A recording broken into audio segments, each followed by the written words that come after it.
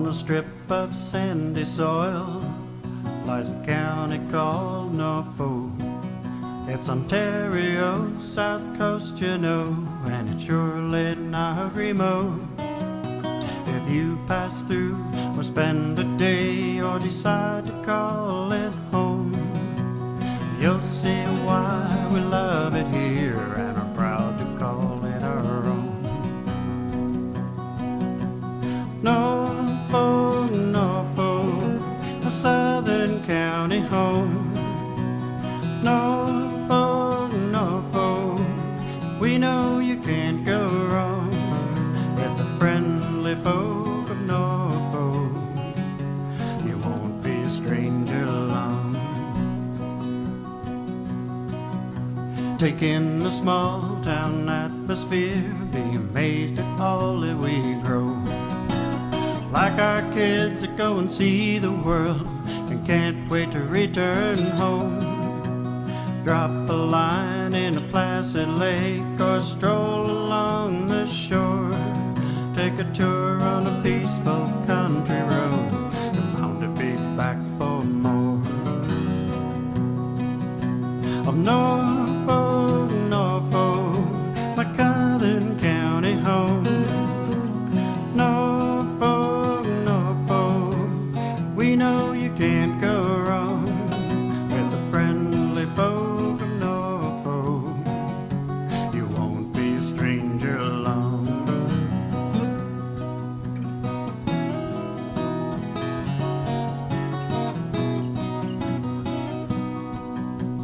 With hard work we built a dream that only willing hands could do. It's on display at our fall fairs and at all the festivals too. Erie beaches, Carolinian forests, where the flower and dogwoods bloom. Patchwork fields and rolling hills, it's just the place for you. Norfolk, Norfolk, a southern county home.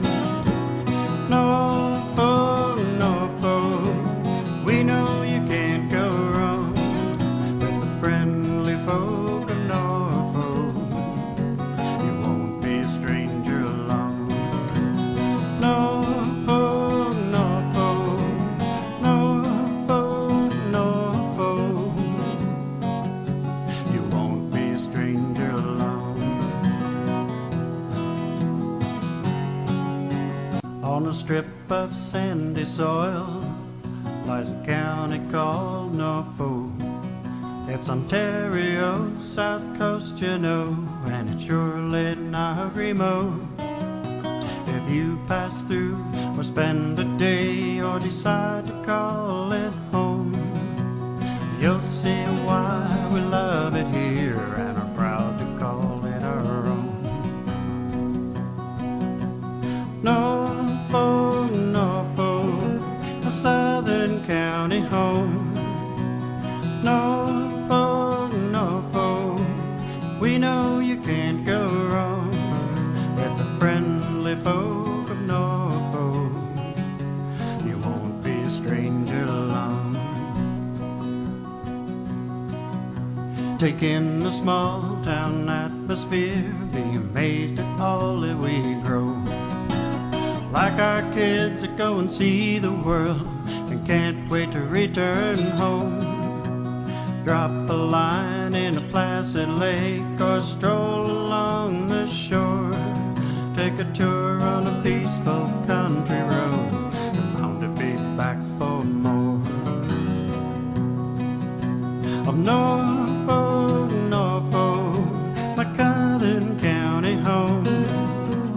Norfolk, Norfolk, we know you can't go wrong with the friendly folk of Norfolk. You won't be a stranger long.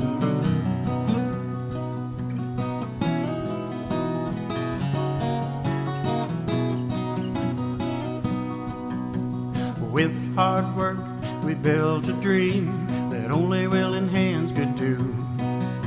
It's on display at our fall fairs and at all the festivals too.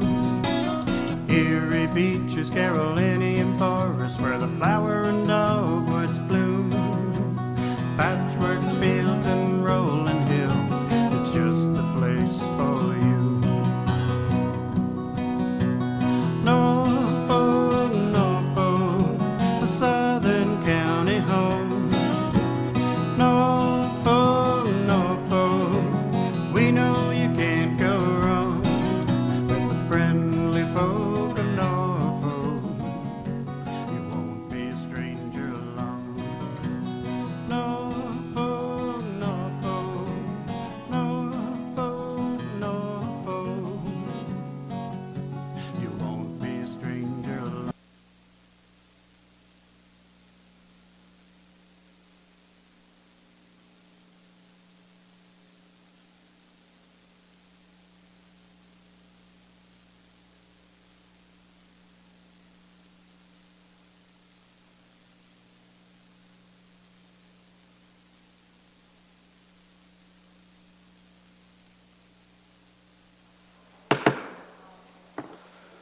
Folks, it's past the hour of 3 o'clock. Good afternoon. I'd like to remind everyone that our meetings are web streamed and televised. And with us today, again, fortunately, we have Mr. Bill Jackson, who is operating the video camera in the control room for our viewers those interested to watch our council and committee proceedings. I would ask too that you silence your communication devices. And I call to order this council and committee meeting on the 16th day of April 2019. We have a couple amendments to the agenda. We have a request from Mr. Norman Proctor to speak to the business licensing report. He is in attendance, so if we could hear him directly after the consent items, just before the business licensing report. And the agenda, we have another amendment to change to the agenda.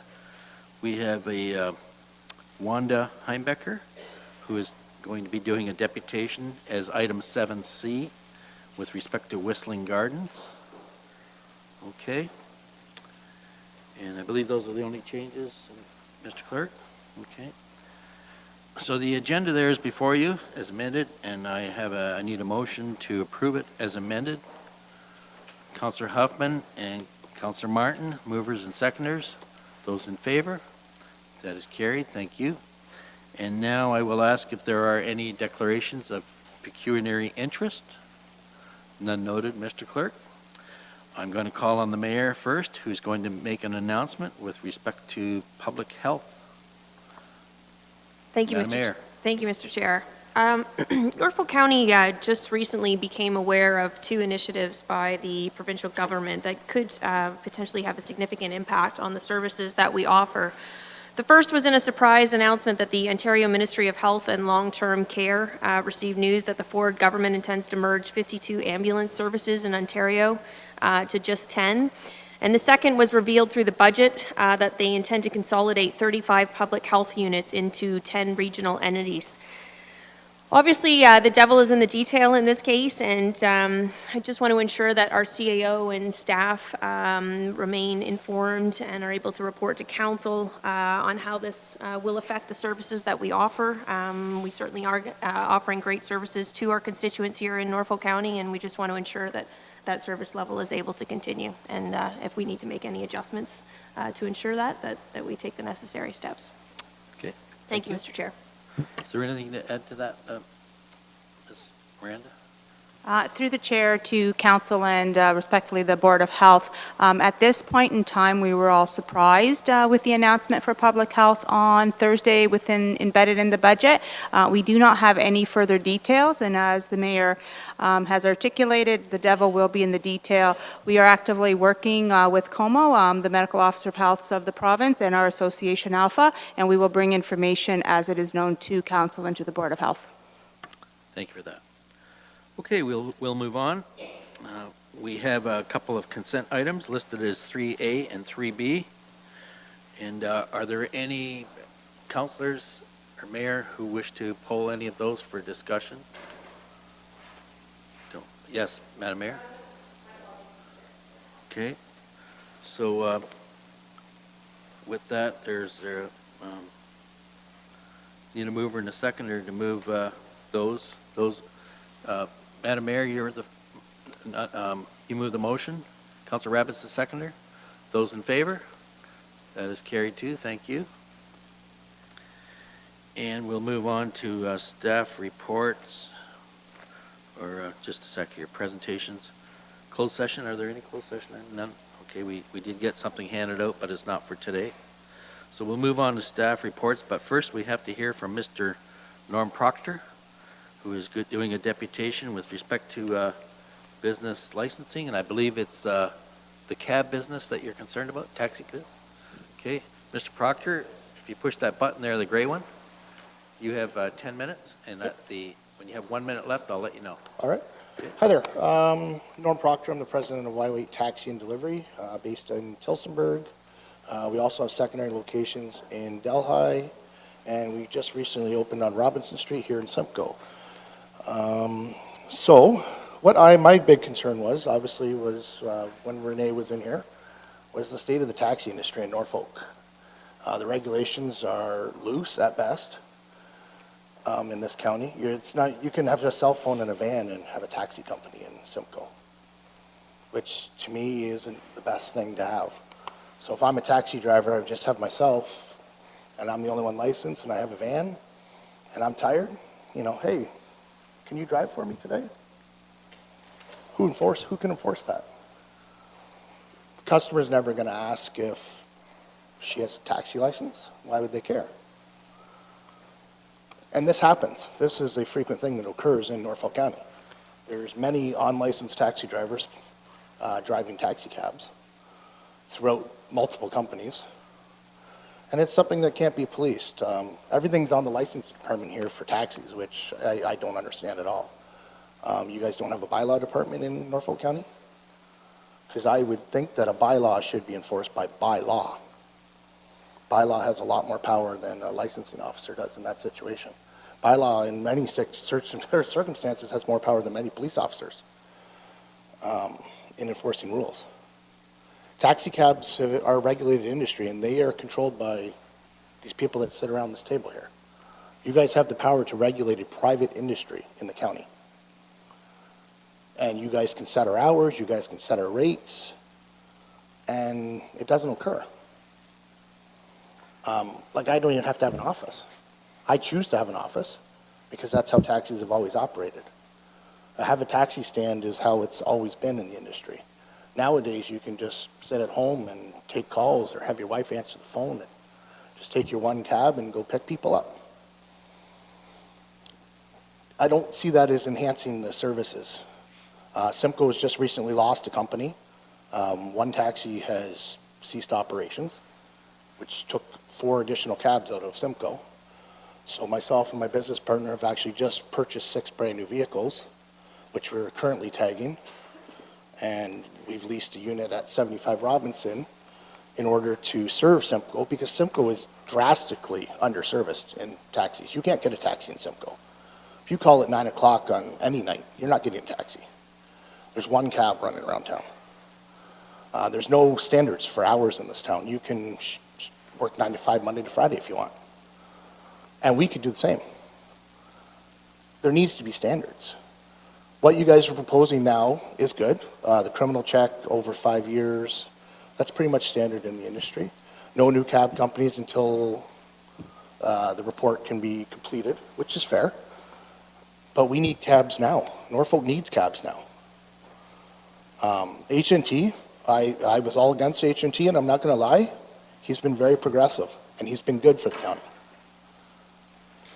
He is doing cab calls and actual, people calls. So that's what we need here.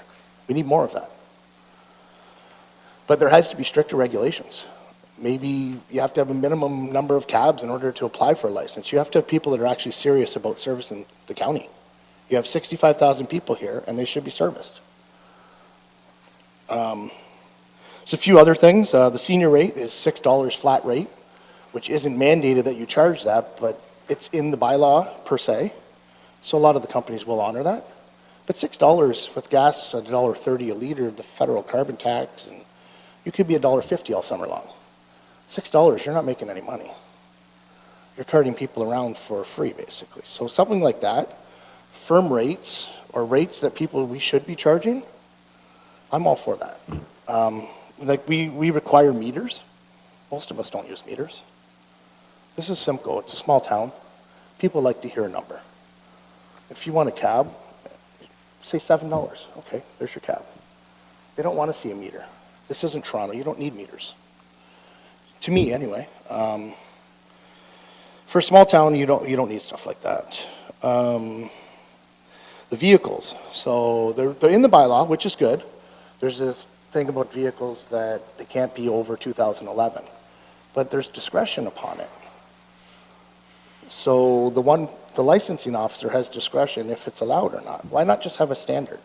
If it's 7 years, it's 7 years. Everyone's on the same level, same playing field. You guys we have beautiful fleets in this county now. That is probably the best part of the bylaw. The fleets in this county are a lot better than what if you actually go look at Haldeman South Coast, you'll see what they used to be compared to what Courtesy and ours and Delhi's and H&T's are now. It's night and day. So that part of the bylaw is definitely something that's physically strong. So basically, I'm looking for some more improvements, and you guys to actually sit down and make the bylaw stronger for everybody, because it's a benefit of all the constituents, not just myself. I don't mind competition. Competition's great. The more of us, the better. But you have to be serious about business and actually have guidelines in place, because you guys have that power. Anyway, that's everything I have. Okay, if you just stay there, there's probably Yep. some questions. Questions of committee? No? Councillor Hoffman? Thank you, Chair Columbus. Through you to the deputation. When you mentioned about meters, how much would it cost to have a meter in a cab? If you use the old school meters, they're about $500. Nowadays, you can get apps, though, that you spend a few dollars a month and you just put a tablet in. But yeah, the old school methods, you would have a $500 meter that you would have to get calibrated every time. And in terms of I just wanted to clarify, I do take cabs if I'm, in Toronto, Yes. I guess. So my question would be, is that I know when I do get in a cab, that it's always visible that there's a license there with a picture, and it usually is the exact same picture as the person who is driving the vehicle. Mm-hmm. So is that not the case in Norfolk County, or are people not adhering to that? That I'm would unclear. be, they don't adhere to it. Okay, so We typically... all have little picture cards. Okay. And we all have the plastic cards. Right. You never see those. Okay, so that would be something that you would think should be encouraged or enforced in the bylaw, that if I'm getting in a cab here in Simcoe, the visor has your picture and the name of your cab company, and I know it's... I believe it'd be worthwhile investment to have a bylaw officer randomly check a cab every now and again Okay, and say, do you have a license? Is your vehicle, how is it clean? Would you get in that cab? almost like the MTO kind of inspections Or, for you know, trucks. your Okay. random bylaw officer, Yep. anybody. Just randomly. You can go out here right now down to Water Street and find probably 40 taxi cabs. You could do 40 taxi cabs in about 20 minutes probably. And it's something that should be done. All right, thank you. Further questions to the deputation? Don't see anybody. Thank you, Mr. Proctor. Thank you. You may seat. And I need a mover and a seconder to accept the deputation. Councillor Rabbits and Councillor Geisens, the seconder. Those in favor? Thank you. That's carried.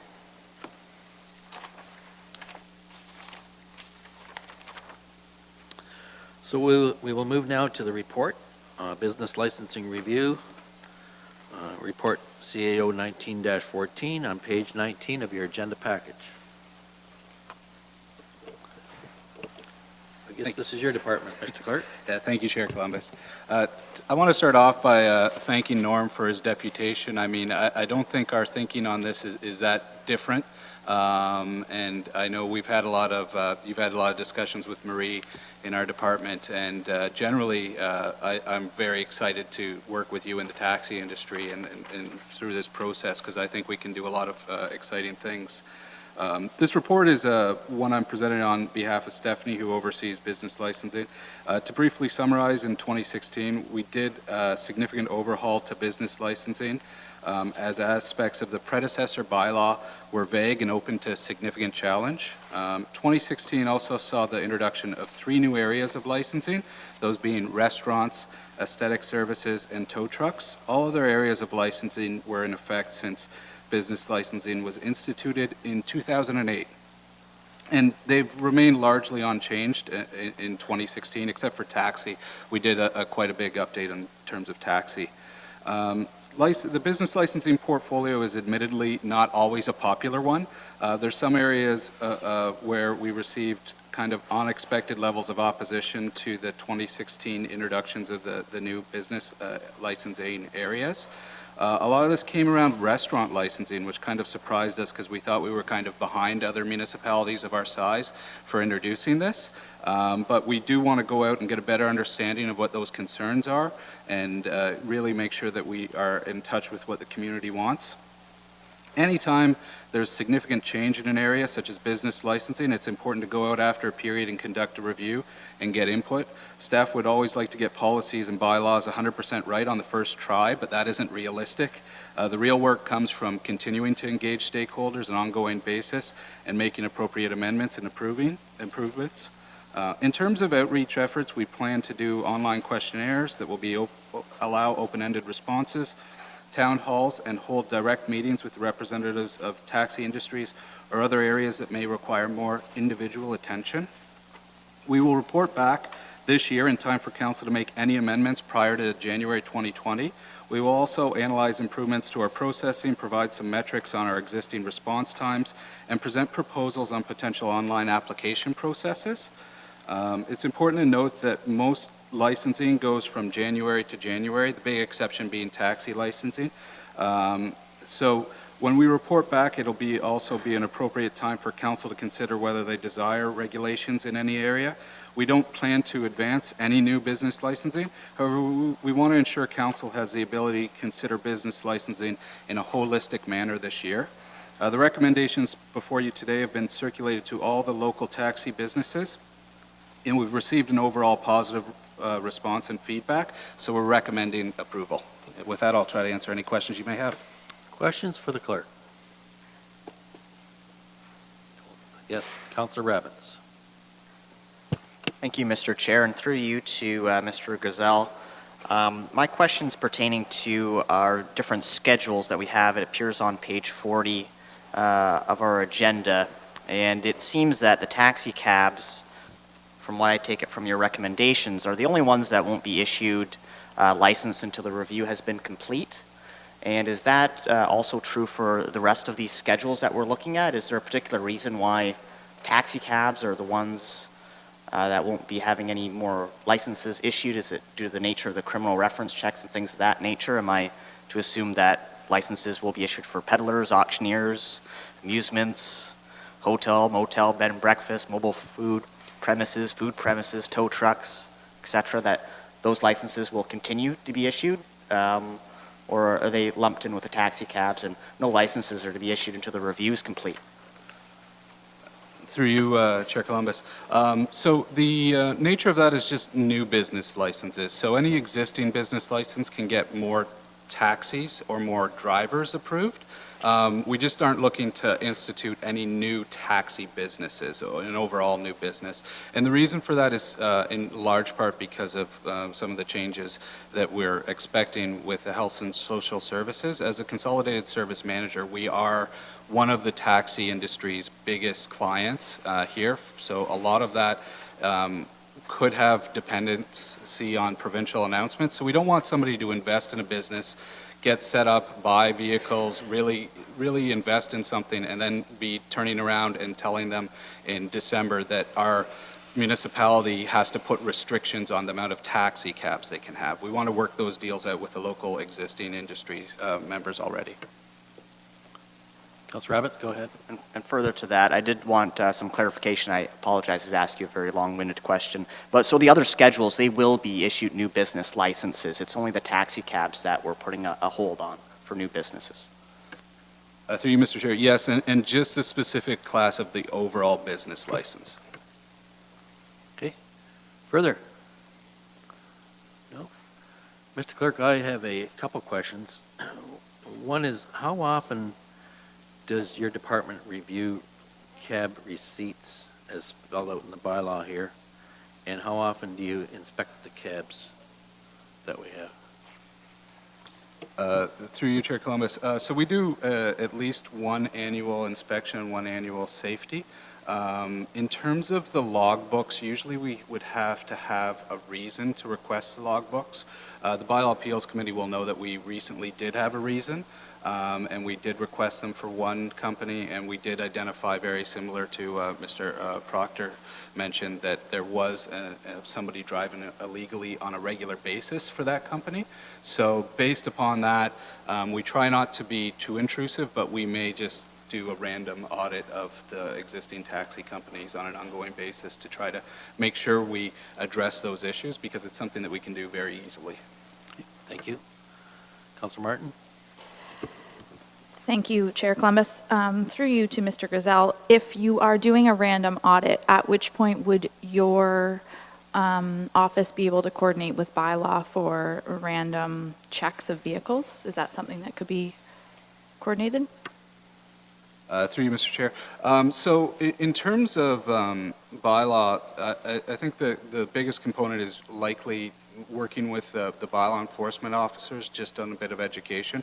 We already have the short form wording for it, and they can stop any cab at any time to give a ticket for anything like having an improper meter. I know Mr. Proctor said we want to look at different types of meters, and that's something we'll definitely look at.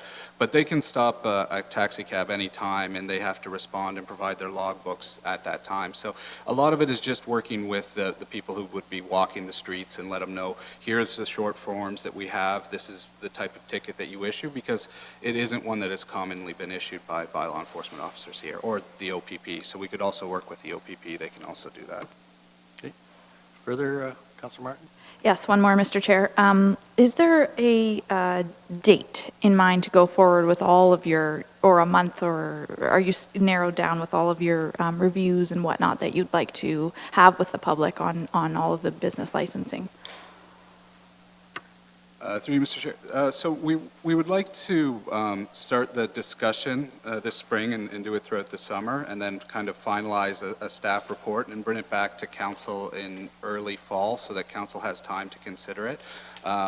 Since the business licensing is really annual, we want to make any large changes well in advance of the new year so that people are aware of it. So early fall, hopefully we'd have a report back to you and you could make any decisions on what you'd like to do. Okay. Councilor Rabbits, did I notice your hand up? Councilor Van Passen? Thank you, Mr. Chairman. I was just wondering how many licenses per year are issued sort of collectively under all these different sections of this bylaw? We do have those stats. I can provide them. If it assists council, I'll have staff email them out before next Tuesday, because I don't have the general number in my head, but it's around, I'm trying to think, it'd be around 1,000, but it's just slightly under, I think. That would be the lead up to the comment that like all of them come due on January 1st except for the taxi cabs. Why not look at staggering them so they come due during the course of the year, the different types of licenses, so that you don't have the mad rush on December 31st to everybody has to come in and get a license, that every month there'd be a different sort of section coming due. That's a good option.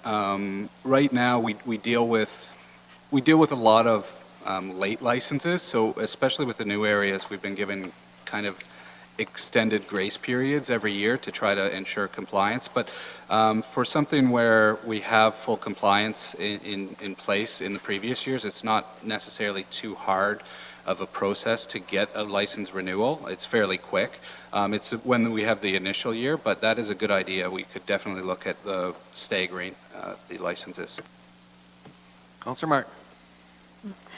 Thank you, Chair Columbus. I would just like to take this opportunity to draw attention to Schedule 12 in the bylaw, which is Friday the 13th and Thursday the 12th events. I wonder if there's been, I just would like to clarify that there have not been any changes made at this point in time as this report reads. Everything is still the same, is that correct? Through you, yes, so there is a report that's coming forward on Friday the 13th, and that's when the bylaw itself, there are various options, including looking at the bylaw itself, if there's any changes there. So that have been unchanged since the Thursday was added, so it was sometime prior to 2016. Okay, thank you. And when you do your town halls and online surveys and whatnot, that will happen after the report comes forward. Are you planning to collect any type of information at that point in time regarding licensing and vendors for Friday the 13th and Thursday the 12th events?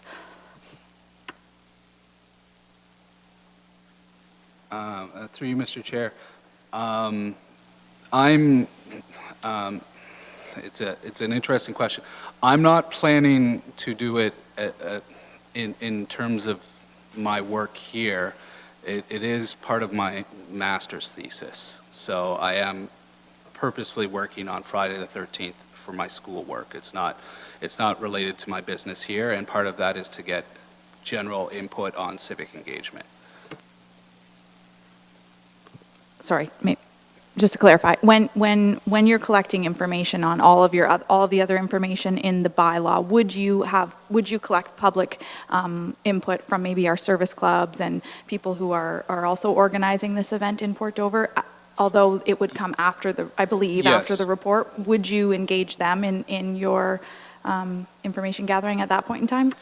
Yes, yeah, I would. I'm just mentioning it because I am currently in the review process, and I am doing a different type of survey as part of my work specifically related to that, because Friday the 13th is a uniquely interesting event that happens in Norfolk County, and it's something that I'm very intrigued by. Thank you. Yes, Councilor Rabbits, then the mayor. Thank you, Mr. Chair, and through the chair to Mr. Gazelle.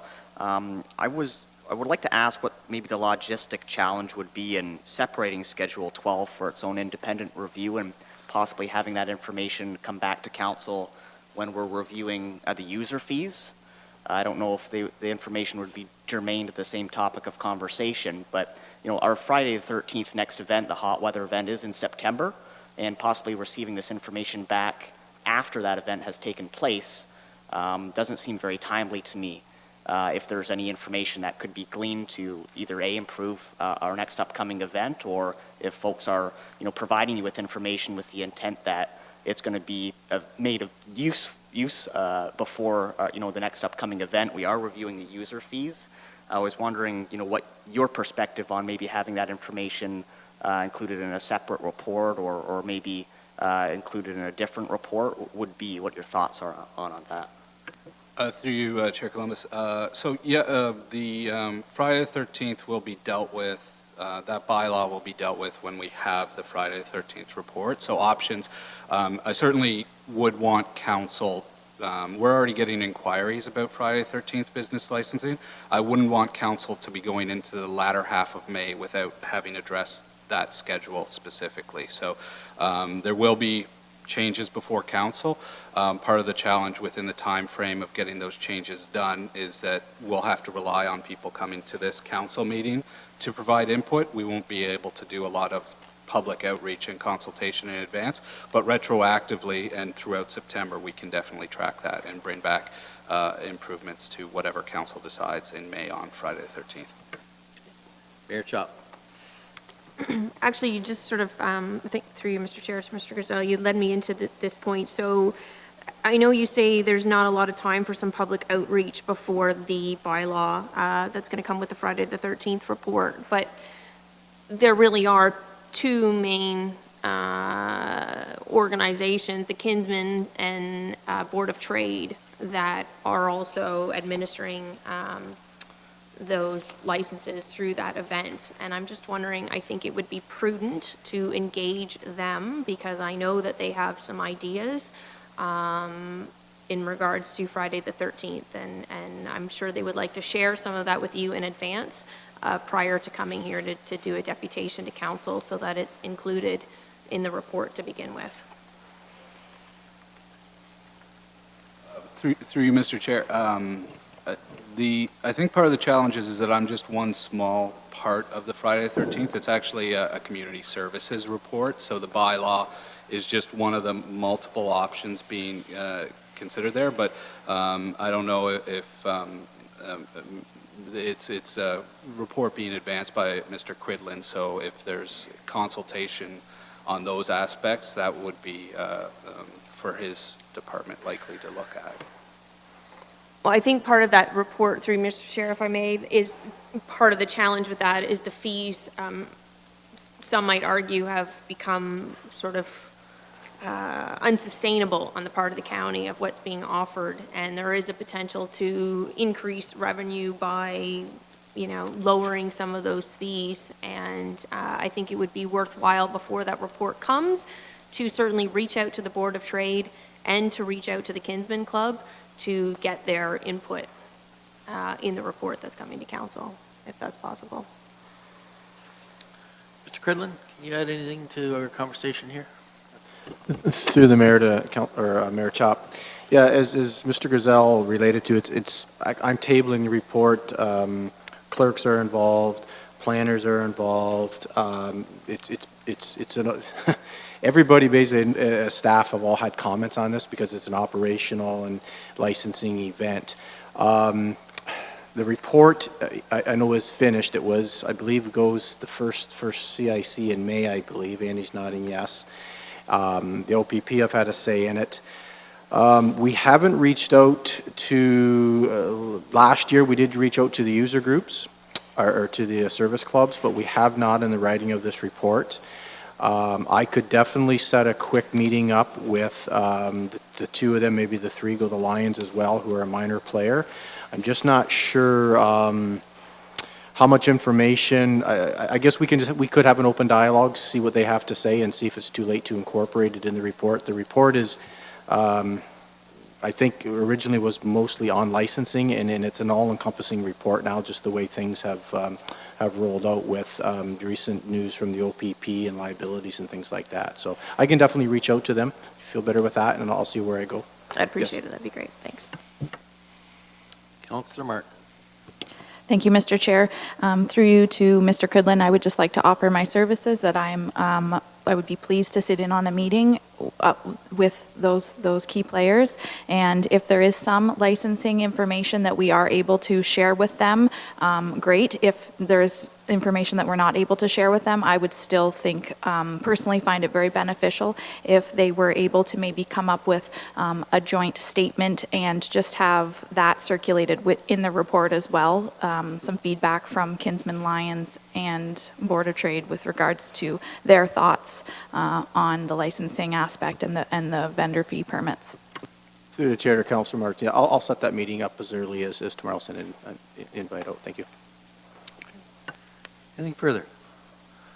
I just got to finish mine up. Going back to Mr. Proctor's deputation here, he mentioned that about the headquarters location rather than operating by your cell phone. That's not addressed in this bylaw, right, Mr. Clerk?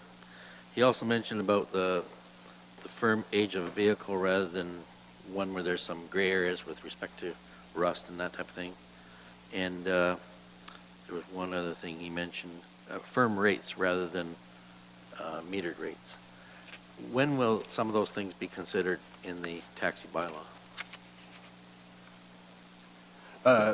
Through you, Chair Columbus. So we will include those considerations, and we'll also meet with the taxi industry at large, and we'll kind of work out what options they think will work. In terms of some things like the mobile meters and stuff like that, really we need to inform ourselves about what works for them and how we can still regulate it in a meaningful way. But it'll all be included in the report that comes back, and there will be multiple options for council to select from, and we'll also, of course, include the taxi industry to come back and speak on what their preferred options are. And that will be coming back when? I'd say, so I usually like to say September, but I think September often is a busy month here with heavy agendas, so October would likely be our target date. Okay, good, thank you.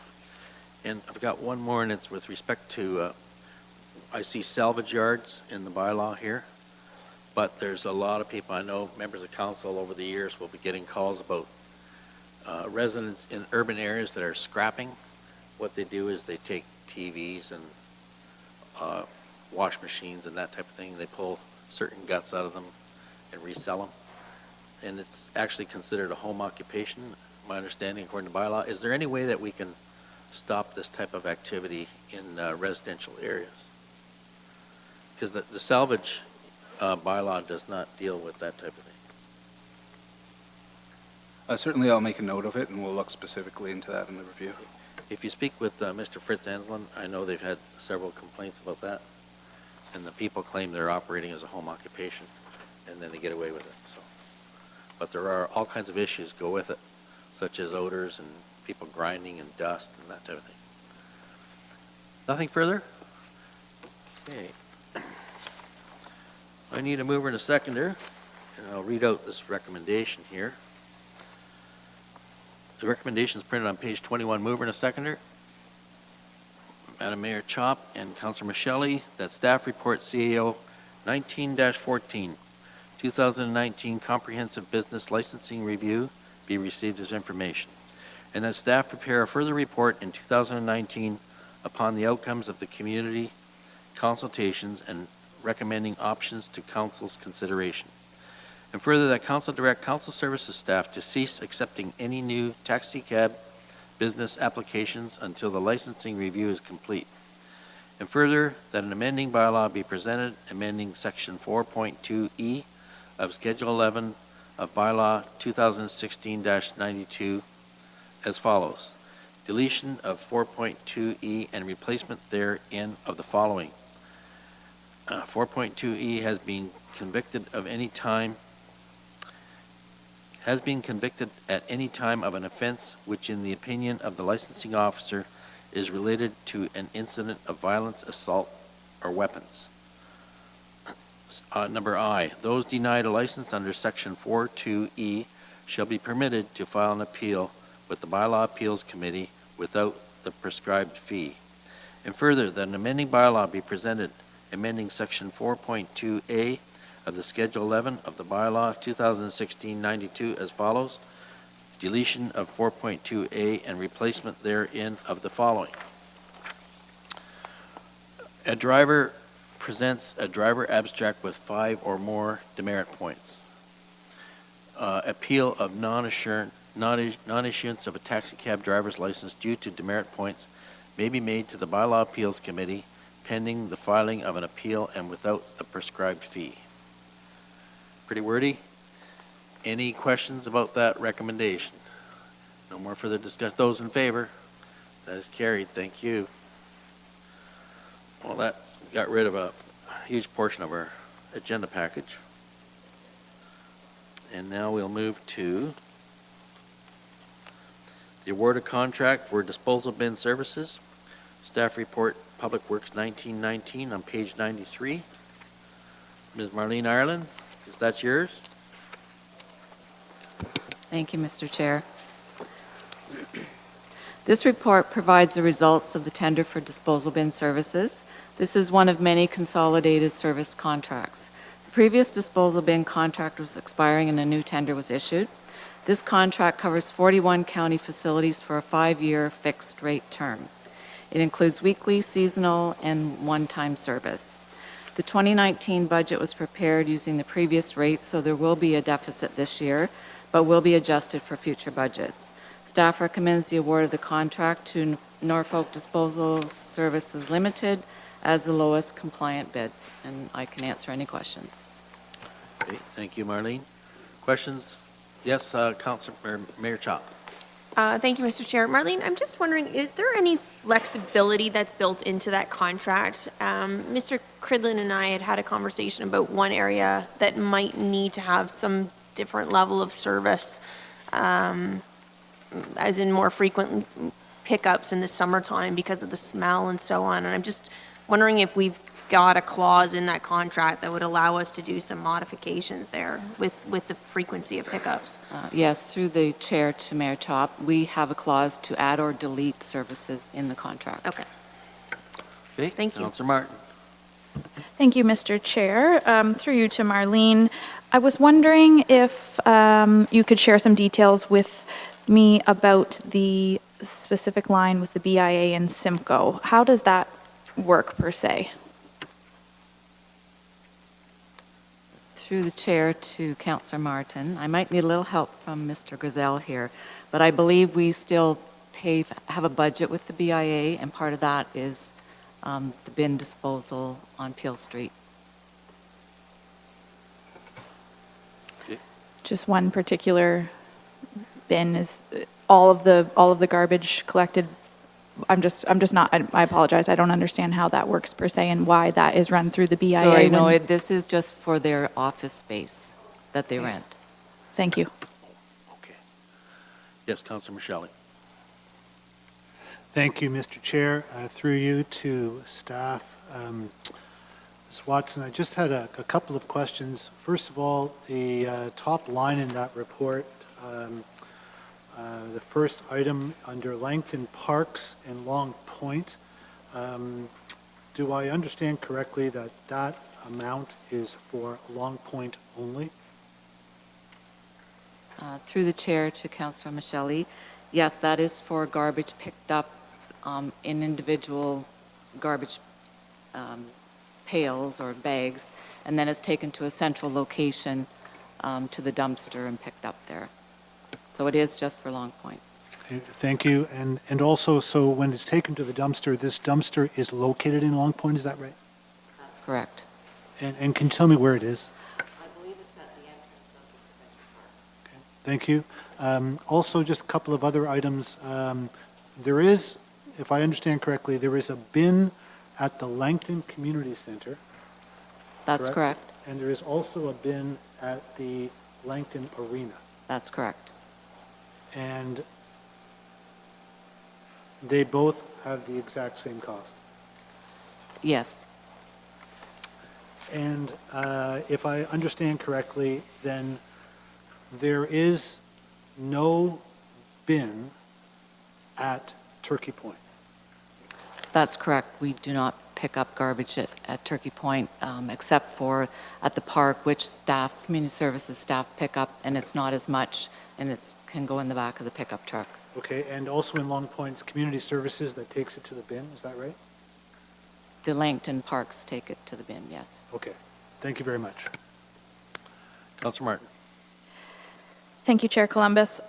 I don't want to push Marlene too much on this BIA question. I'm confused as to why it's costing the county that much for garbage disposal issues right downtown Simcoe when there's, am I missing something? There's pickup in downtown Simcoe. And also I'm curious about the Delhi admin building. That's another expensive one. Is there not routine pickups at those locations? Why would it be necessary to have a bin? I'll start with the Delhi Administration Building. We don't have storage for garbage. There's over 40 staff there that create a lot of garbage. So basically, at the end of every day, the janitorial staff empty all the garbage, take it out to the bin. So it would be rather difficult to have storage and then cart it all out once a week to the curb. Building on that, I wonder if it's an investment for Norfolk County to look at some type of disposal storage instead of spending the money that we do potentially on garbage, but just a suggestion, I'm not sure. But anyways, and then the BIA, there is regular downtown garbage pickups? Yes, and that's one that I should look further into and get back to you on because I don't have the answer. Okay, I would appreciate that if, I don't know how, if there's, we're looking to make a decision on this tonight, but I would appreciate more information on that. Thank you. Any other questions to staff? No? Okay. I have one, Marlene, and it's about, do we receive a lot of private household garbage dumped into the county bins? To the chair, not too much. Most of the bins are locked. Oh, I see. Okay, thanks. I guess you can't put it in a locked bin, so that's good.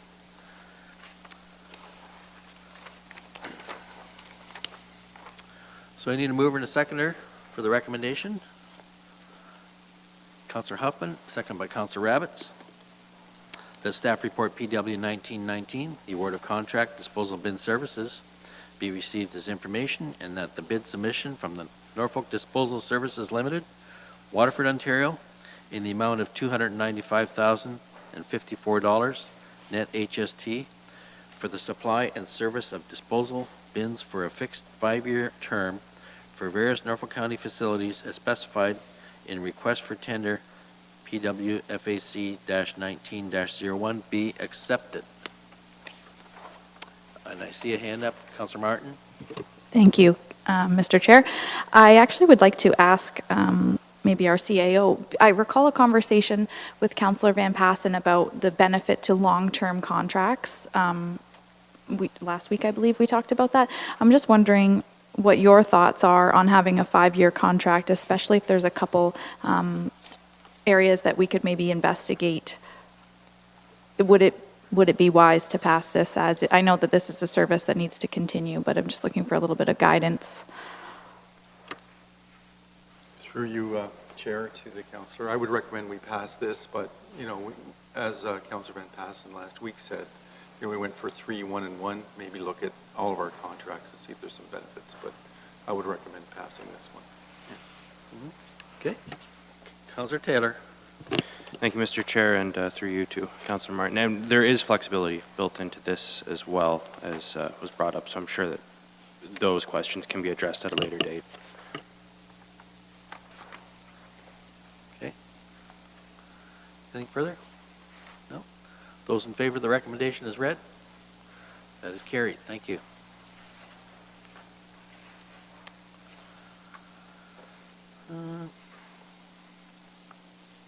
Move on to the next report, which is Parkland Dedication Bylaw Amendment.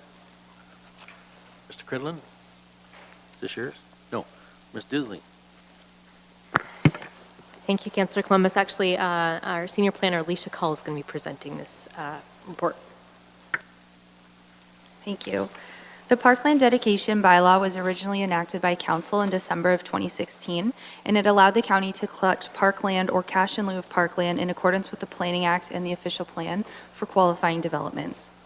This bylaw has been working well since that time, but some challenges have been noted by the local developers.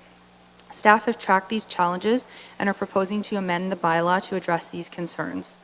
A new section of the bylaw has been added, which allows for the waiving of the requirement for parkland dedication or cash in lieu of parkland for additions or replacements under a certain size, for the reconstruction of buildings that were destroyed by fire or other uncontrollable causes, and for developments on a lot where cash in lieu of parkland has already been paid. The proposed amendment will result in a better tool for the Planning Department and the Parks and Recreation Department, and will in turn result in an improved development process in Norfolk County. Questions? Mayor Chop. Thank you, Mr. Chair. I just know that the provincial legislation through the Planning Act permits municipalities, it says that they may request up to 2% of the appraised value for commercial and industrial, and may request up to 5%.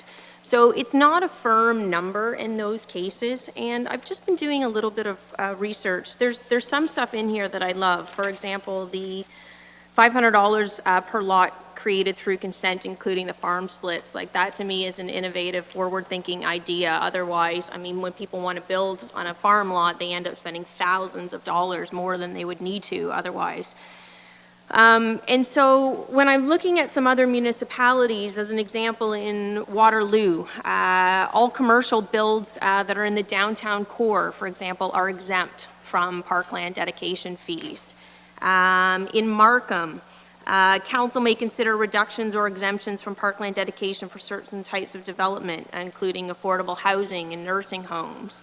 In Waterloo, one of their managers of economic development stated that by creating these other additional exceptions to their parkland dedication fee, that their hope was that it would help people move forward with projects. And in the end, they actually saw a 96% increase in non-residential development and a 49% increase in residential. I'm sure it's not all attributed to that, but I think in the case of small business and building, you know, every little bit helps. And we are blessed here in Norfolk County to have an enormous amount of parkland.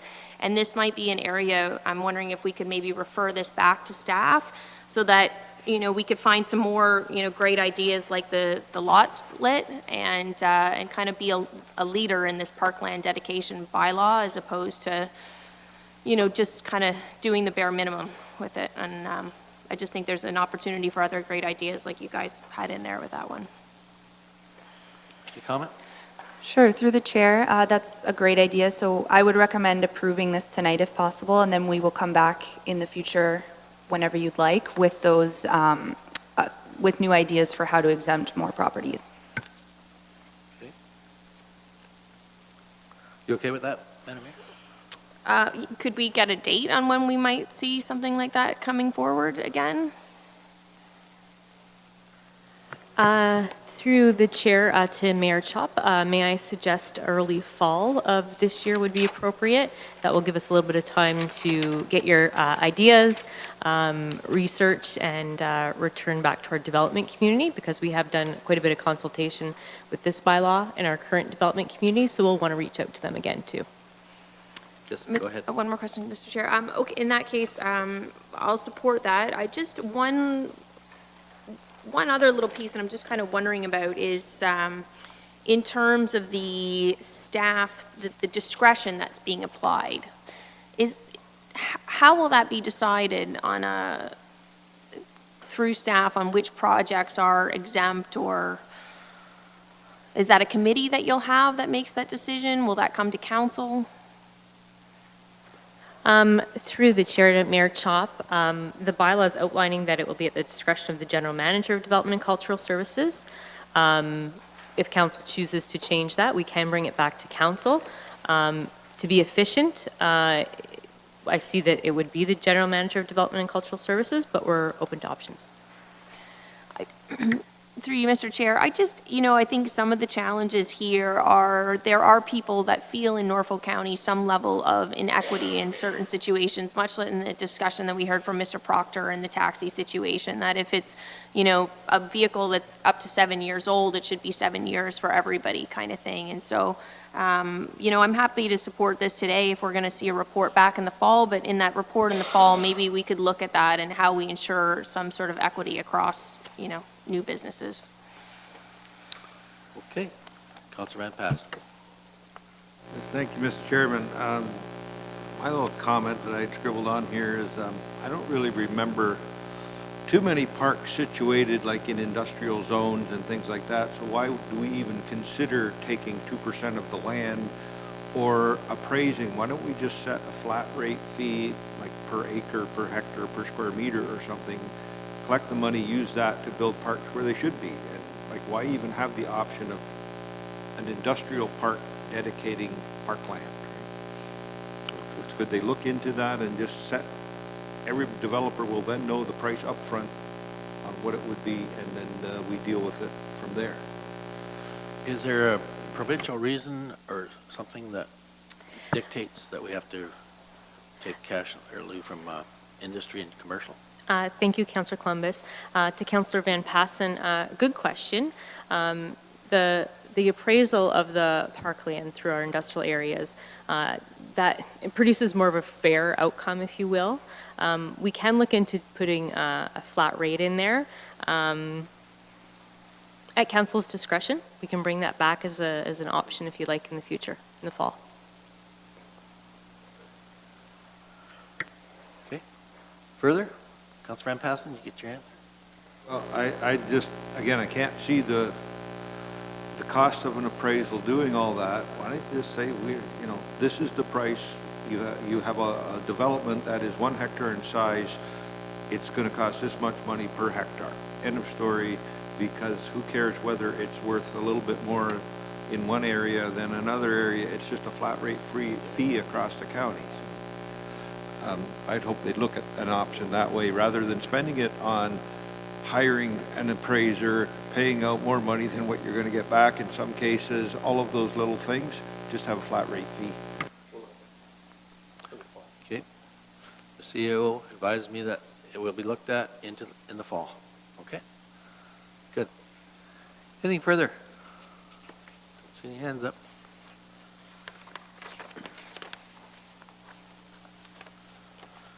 So I need a mover and a seconder for the recommendation. Councillor Taylor and Councillor Rabbits the seconder, that staff report DCS 19-04, Parkland Dedication Bylaw Amendment be received as information, and that the proposed bylaw amendment attached to report DCS 19-04 be approved. Those in favor? That's carried. Thank you.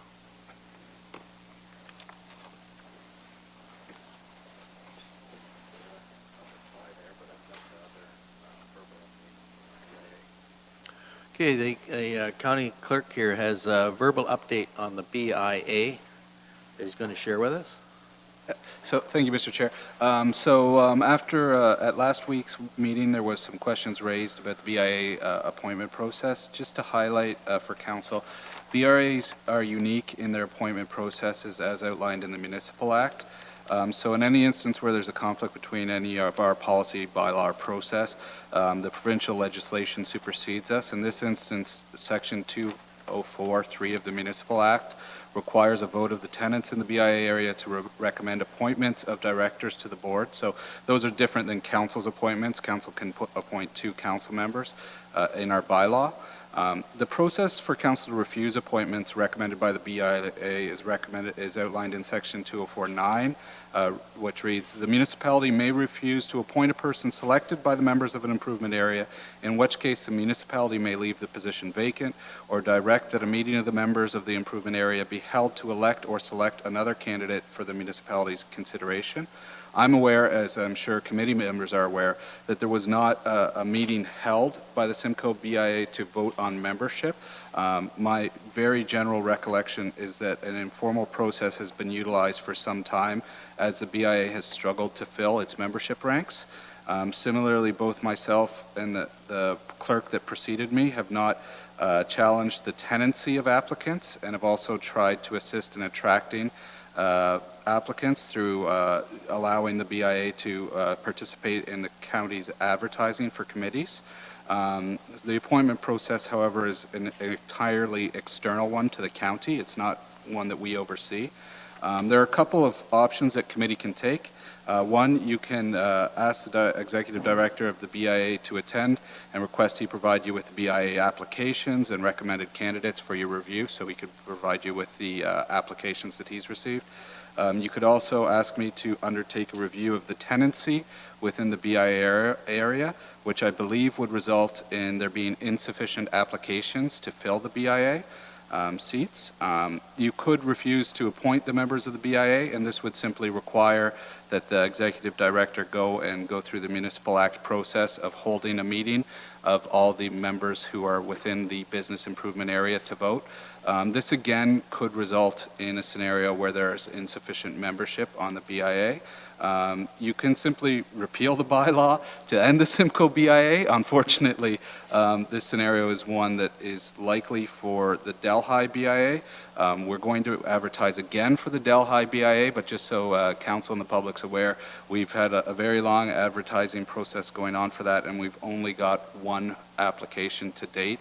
So the BIA in Delhi is in a significant struggle and may not exist. That's a hard reality that this council may have to decide.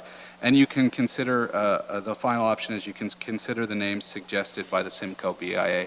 I think the most straightforward recommendation I can make is if you have questions about the process or questions about what the BIA has done to date, it would be a good idea to request that Mr. McGimsey come and attend to speak to council or committee, and we could organize that so he could present what has been forwarded by the BIA to you.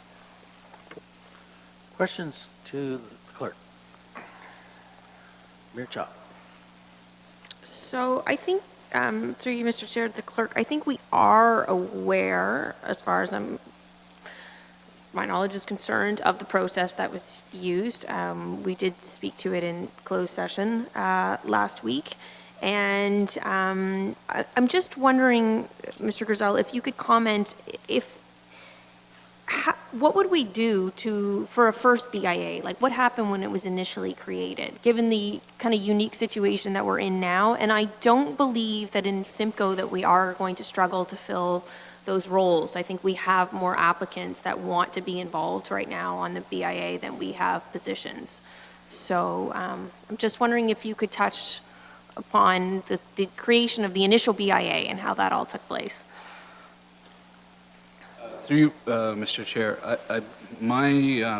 and just me doing previously when this first, we were getting together and looking at this, I think that we had potentially 4 or 5 people that would qualify as tenants within the BIA area. So, I mean, that's not to say that there isn't more. When BIAs are formed, what happens is generally there's a lot of interest by the community, business community, to form a BIA. And so it's just a general meeting that they hold where any business owner or tenant of a business can come to this meeting and they all have a vote. Everybody only has 1 vote, even if you offer 3 ones. So what, technically, if you're looking at the Municipal Act, what should have happened is Mr. McGimpsey or somebody from the BIA should have gone around, put a notice on every business's door saying this is when our, it's almost an annual general meeting is, and then from the membership they can appoint anybody and vote for anybody that they want to recommend to us as council. So it's all in the Municipal Act. It's a very public and transparent fashion for the BIA appointments, so it's significantly different than ours where we have confidential applications and other aspects like that. Thank you. Further? Councilor Shelley. Thank you, Mr. Chair, and through you, I'm just wondering if I could ask either Mr. Clerk or perhaps yourself. I'm just curious if maybe either one, and Councillor Columbus, I'm just asking about the Delhi BIA, if you might have some thoughts as to why there are so few applicants. Well, when I heard this message from the clerk just now, I was totally surprised that the slate of officers for the Delhi BIA hasn't come to council.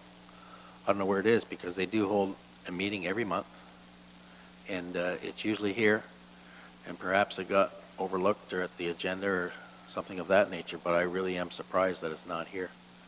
How many times did we reach out to them, Mr. Clerk? Through you, Mr. Chair, I believe that they have a new, did their chair resigned recently, last year. We haven't had any, we only received one through our county application process, only one application, but each BIA, in the past, what the BIAs have done is simply issue us a letter saying that these people are the ones that we want council to recommend. So that letter would just go on an agenda as correspondence. I do attend the BIA meetings on behalf of council, and it's correct. I have not seen the slate of officers, but it has not been discussed. And it's generally a routine thing to do that every fall of the year. So, yeah. Mayor Chop. Thank you. If I may, though, in this case, it wasn't routine. So we are trying to ensure transparency, and given the situation that the BIA finds themselves in currently, there is a great deal of frustration that's out there as to what may not look like, a transparent sort of selection process. And so I think that we do need to consider other options, and I'm going to defer to Councillor Ravitz and see what one of our Simcoe councillors would like to move forward with. I can tell you, it is a struggle you have to entice people to sit on the BIAs. It's not an easy process from what I've learned over the years. Councillor Ravitz. Thank you, Mr. Chair, and through you to our council, I'd like to propose that we give direction to choose option 1 that our county clerk has presented to us, where we would give direction to have Jim McGimpsey come to us with his recommendations on behalf of Simcoe BIA, in addition to all applicants that have applied for vacancies on that board, and we can have an honest discussion about whom we would like to appoint to this body, and I think that that is the only course of action for us to move forward. And I think that if this discussion needs to take place behind closed doors, due to the fact that there will be identifiable individuals as a part of that discussion, that it be put onto a closed session agenda. Okay. Councillor Taylor. Thank you, Mr. Chair, and through you to Council. I have to agree with Councillor Rabbits. That seems like the fastest course of action we have to have input on the discussion as a whole body here, and I think that would be the right course of action at this point. Okay. Anything further? No? Yes, Councillor Van Passen. We need a motion. Thank you, Mr. Chairman. If we have the opportunity to invite the GM, could we also have a presentation on some of the current status of the BIA, the plans? You know, I'm quite interested in all the urban area BIAs because I don't have any in my ward. So I like to know what's going on in the big city. So could we add that to the agenda as well for the same day? Okay, Councillor Taylor. And could we have the application circulated to Council prior to Tuesday? Or when we are able to have Mr. McGimsey in? I'm sure Mr. McGimsey won't have an issue with that. Okay. Anything further? Councillor Van Passen, who were you directing your request to? The clerk's department? Or? If the clerk is going to invite, it's sort of like a two-part invitation for an update of what's going on with the BIA plus the appointments to the BIA itself. So. Okay. Got that. There we go. So there's no recommendation on that. It's just an update on an action item from the clerk's department. So, we have no in-camera session or anything. We've got deputations at 5 p.m. Should we take a break till 5 p.m.? Okay. Pardon me? Oh, we do have an in-camera session. Okay. Okay, if we can break to go in camera. Okay. So I need a motion. Where is it?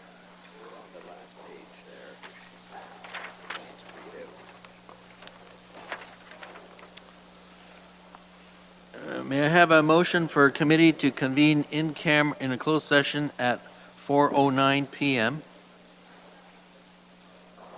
pursuant to Section 239B and D of the Municipal Act 2001 as amended, to discuss a matter pertaining to personnel matters about an identifiable individual, including municipal or local board employees, and relates to labor relations or employee negotiations. And Mover, Taylor, and Mayor Chop. Those in favor? That is carried. Thank you.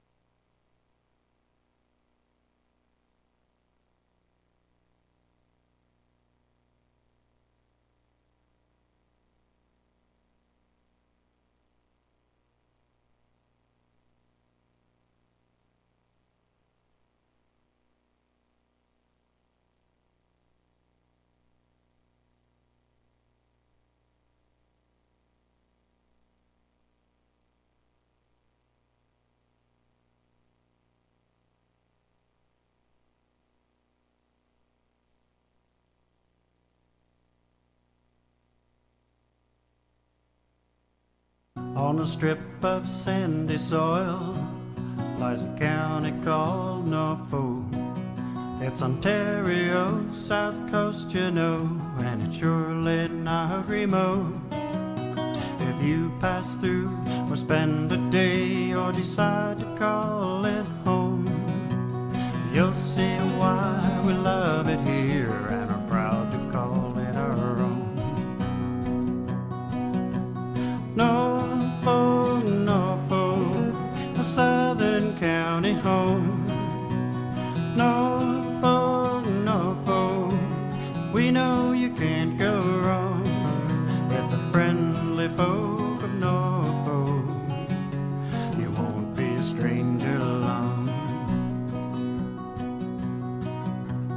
Take in the small town atmosphere, be amazed at all that we grow. Like our kids that go and see the world and can't wait to return home.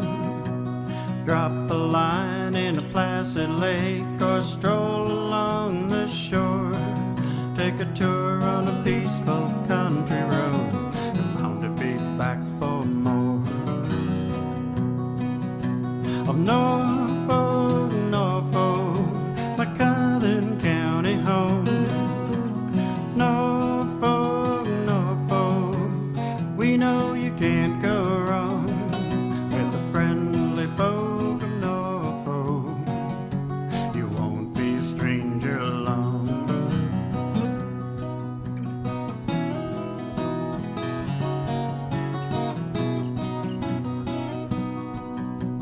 With hard work, we built a dream that only willing hands could do. It's on display at our fall fairs and at all the festivals too.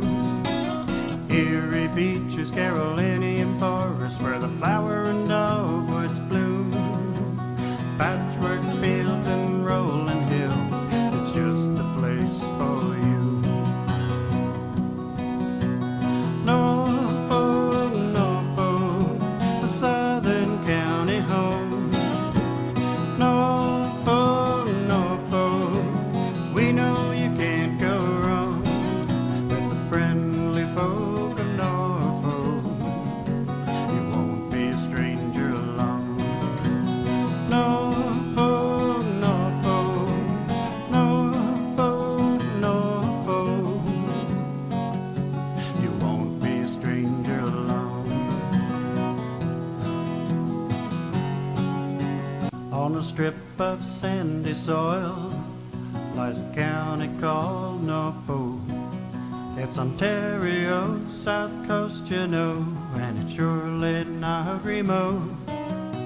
If you pass through or spend a day or decide to call it home, you'll see why we love it here and are proud to call it our own. Norfolk, Norfolk, a Southern County home. Norfolk, Norfolk, we know you can't go wrong with the friendly folk of Norfolk. You won't be a stranger long.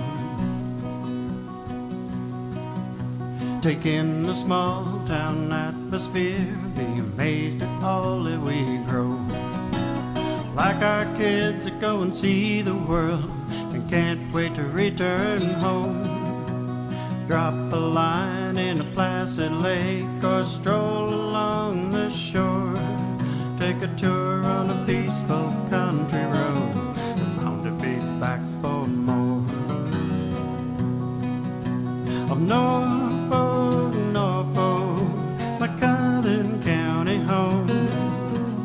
Norfolk, Norfolk, we know you can't go wrong with the friendly folk of Norfolk. You won't be a stranger long.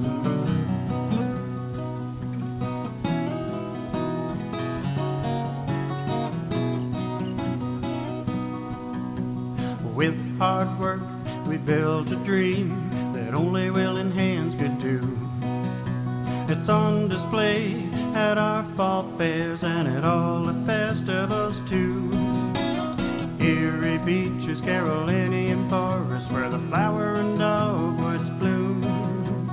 Patchwork fields and rolling hills, it's just a place for you. Norfolk, Norfolk, a Southern County home. Norfolk, Norfolk, we know you can't go wrong with the friendly folk of Norfolk. You won't be a stranger long.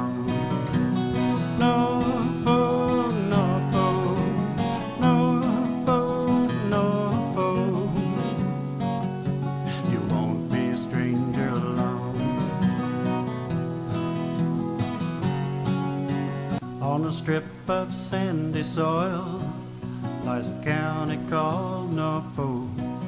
It's Ontario, south coast, you know, and it's surely not remote. If you pass through or spend a day or decide to call it home, you'll see why we love it here and are proud to call it our own. Norfolk, Norfolk, a southern county home. Norfolk, Norfolk, we know you can't go wrong with the friendly folk of Norfolk. You won't be a stranger long. Take in the small town atmosphere, be amazed at all that we grow. Like our kids that go and see the world and can't wait to return home. Drop a line in a placid lake or stroll along the shore. Take a tour on a peaceful country road and bound to be back for more.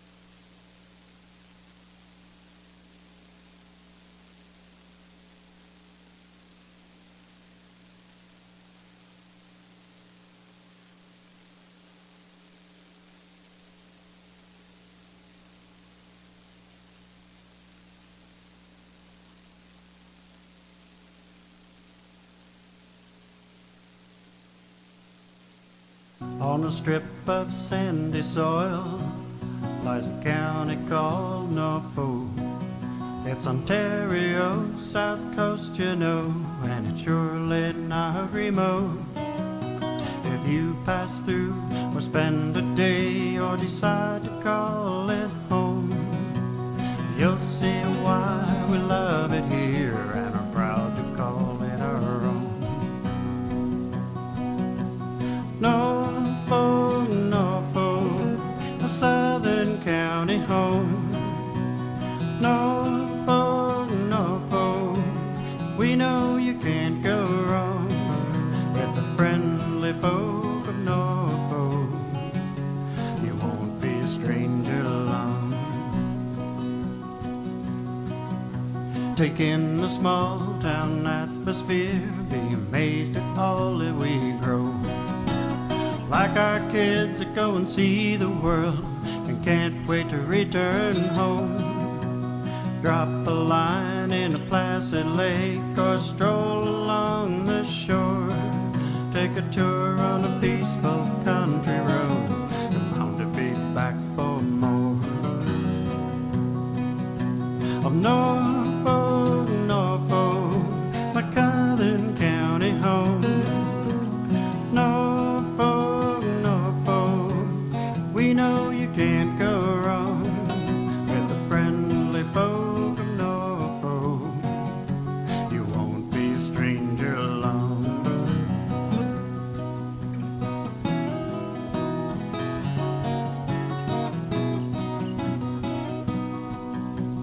With hard work, we built a dream that only willing hands could do. It's on display at our fall fairs and at all the festivals too. Erie beaches, Carolinian forests, where the flower and dogwoods bloom. Patchwork fields and rolling hills, it's just the place for you. Norfolk, Norfolk, a southern county home. Norfolk, Norfolk, we know you can't go wrong with the friendly folk of Norfolk. You won't be a stranger long.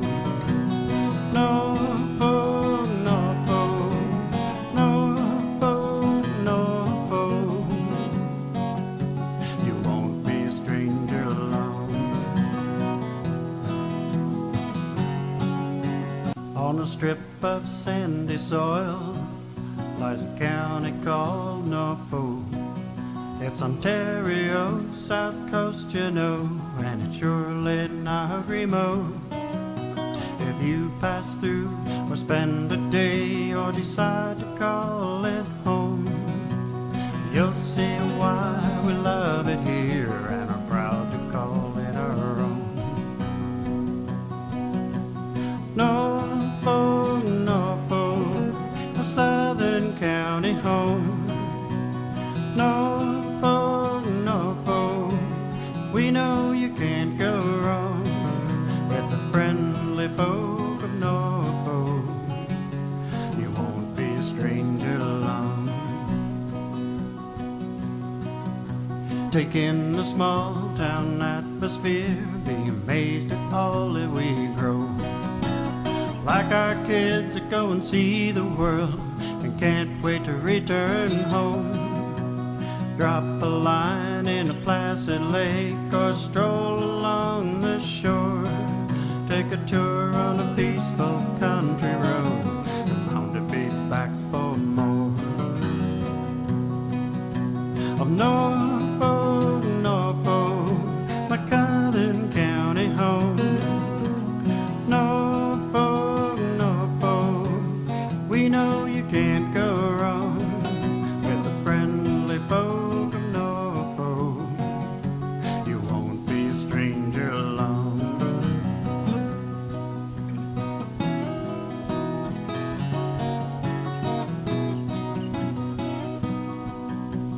With hard work, we built a dream that only willing hands could do. It's on display at our fall fairs and at all the festivals too. Erie beaches, Carolinian forests, where the flower and dogwoods bloom. Patchwork fields and rolling hills, it's just the place for you. Norfolk, Norfolk, a southern county home. Norfolk, Norfolk, we know you can't go wrong with the friendly folk of Norfolk. You won't be a stranger long. Norfolk, Norfolk, Norfolk, Norfolk, you won't be a stranger long. On a strip of sandy soil lies a county called Norfolk. It's Ontario, south coast, you know, and it's surely not remote. If you pass through or spend a day or decide to call it home, you'll see why we love it here and are proud to call it our own. Norfolk, Norfolk, a southern county home. Norfolk, Norfolk, We know you can't go wrong with the friendly folk of Norfolk. You won't be a stranger long. Take in the small town atmosphere, be amazed at all that we grow. Like our kids that go and see the world and can't wait to return home. Drop a line in a placid lake or stroll along the shore. Take a tour on a peaceful country road and bound to be back for more. Up north, on a strip of sandy soil, lies a county called Norfolk.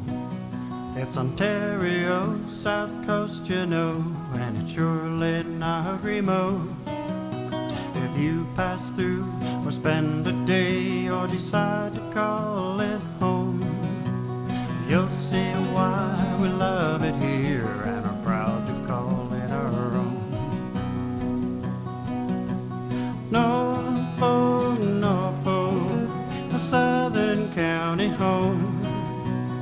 Norfolk, Norfolk, we know you can't go wrong with the friendly folk of Norfolk. You won't be a stranger long. Take in the small town atmosphere, be amazed at all that we grow. Like our kids that go and see the world and can't wait to return home. Drop a line in a placid lake or stroll along the shore. Take a tour on a peaceful country road and bound to be back for more. Of Norfolk, Norfolk, my southern county home. Norfolk, Norfolk, we know you can't go wrong with the friendly folk of Norfolk. You won't be a stranger long.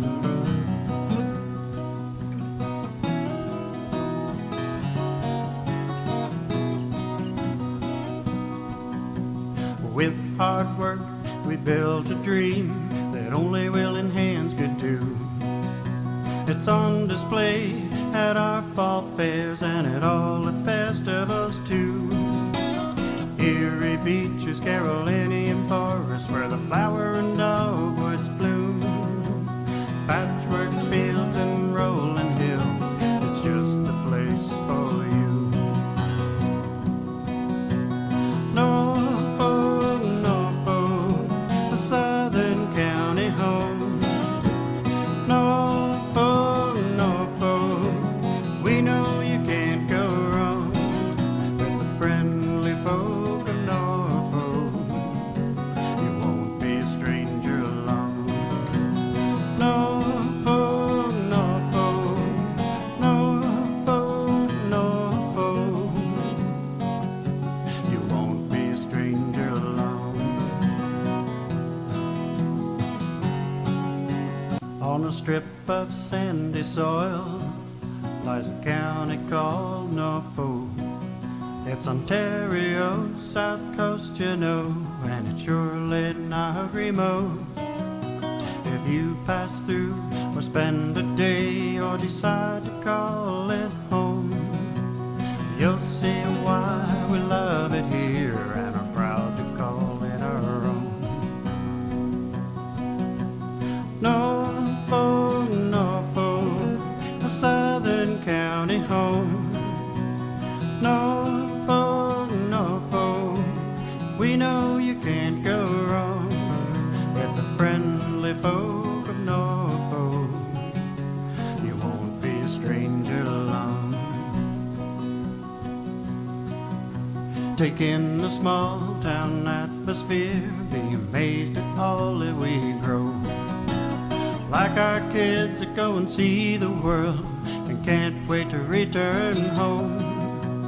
Drop a line in a placid lake or stroll along the shore. Take a tour on a peaceful country road and bound to be back for more. Norfolk, Norfolk, my Southern County home. Norfolk, Norfolk, we know you can't go wrong with the friendly folk of Norfolk. You won't be a stranger long.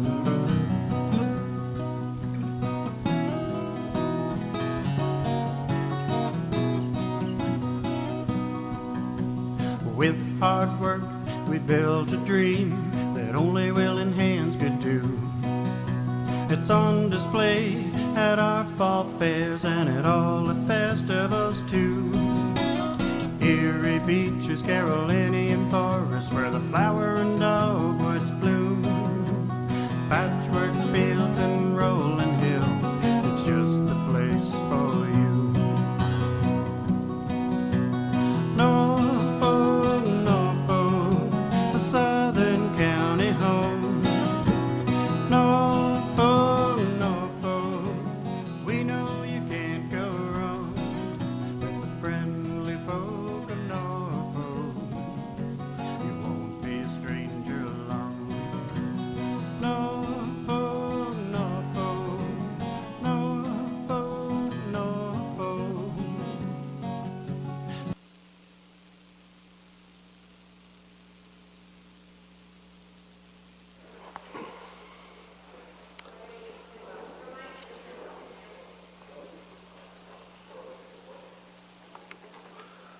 Where's the motion? Okay. Yeah, sorry. I didn't. Yep, good.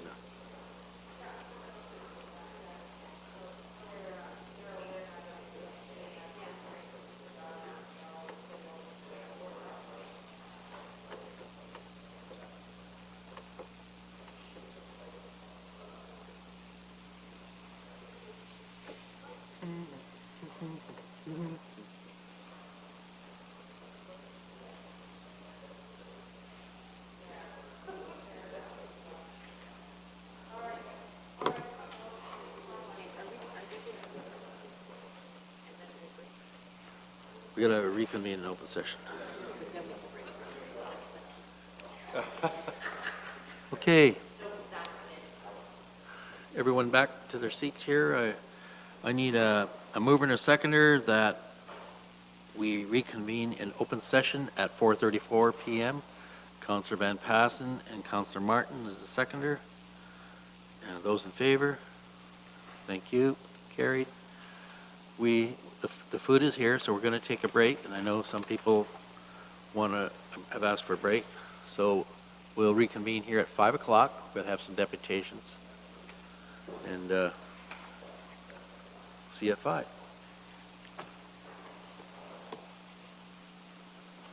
Andy.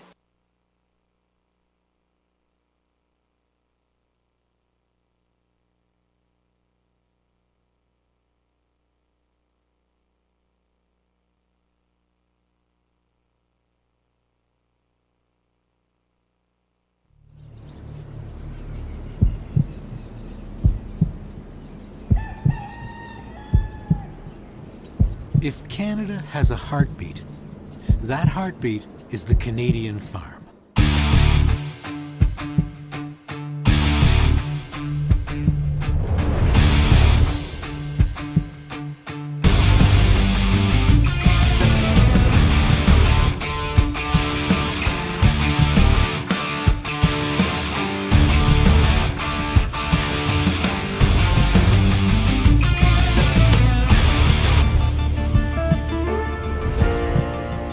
For over 150 years, Canadian farmers have faced the toughest conditions head-on, with one goal in mind: to get food to your table.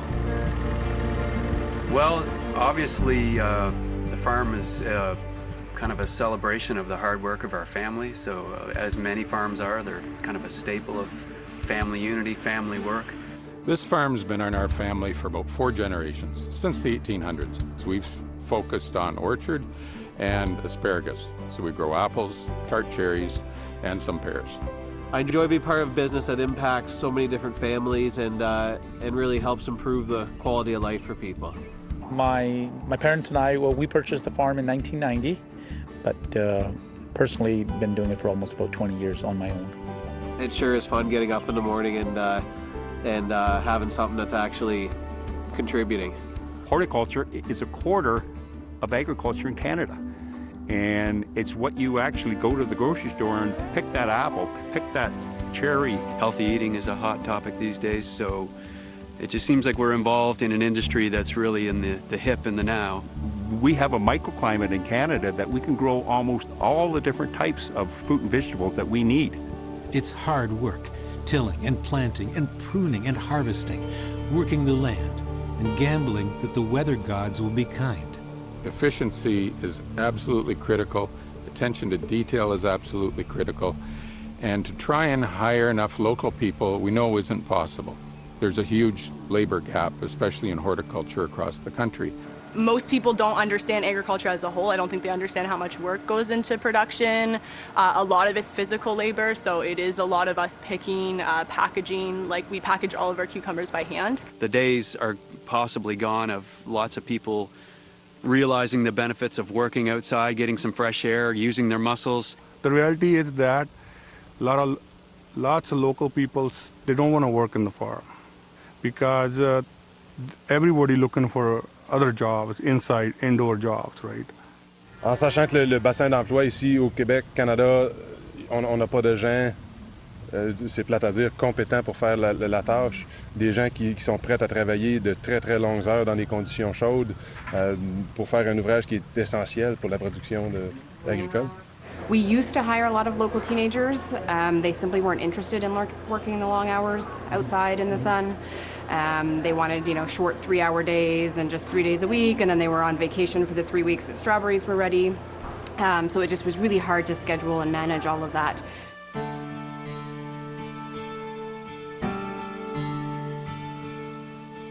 For the last half-century or so, a group of people from places like Guatemala, Mexico, Trinidad, and Jamaica, people like Shervin, Nalini, Babu, and Joe, have come to Canada every year, stood beside our farmers and greenhouse operators, and made it possible for this extraordinary work to take place.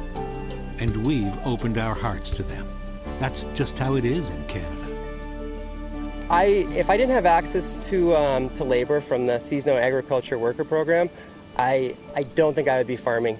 My last year farming without bringing in my employees from Mexico, man, I was ready to give up. Just for my Golden Delicious, I went through 16 different people. Some people would say, oh, we'll be there tomorrow. They wouldn't show up. Other people would show up, but they would just be, dropping the apples like crazy, turning them into juice. So the temporary foreign worker programs are essential in filling that gap, but also because you have the opportunity to offer a person a contract the next year, and they have the opportunity of whether or not they want to work for you again the next year. You have that opportunity to have consistency of training, so you're not training a whole group of people every year. It's the way the world functions. We have to compete in this country against a lot of offshore products that are manufactured, grown, whatever, in economies where the standard of living is nowhere near what we dream of and live in Canada. If I did not have international farm workers, I would not be here. It's that bad. Reliable labor. Period. We're the Canadian Horticultural Council, and we want you to meet the workers who make our farms and greenhouses thrive, and the Canadian farmers who are their hosts. So, we're going to share some of those stories with you so you can find out what's going on down on the farm. Pues allá ahorita están 180 todo el día, 200 cuando mucho. I'm asking him what's the payment back in Mexico. He says maximum 200 pesos a day, which is the equivalent to $12, $13 for a whole day.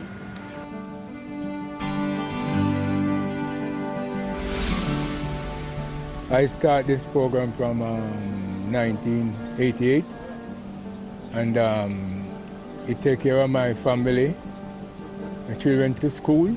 When I started it, I didn't know that I would be on it so long, but I started at a young age, and I grew on it. I have that love for this program.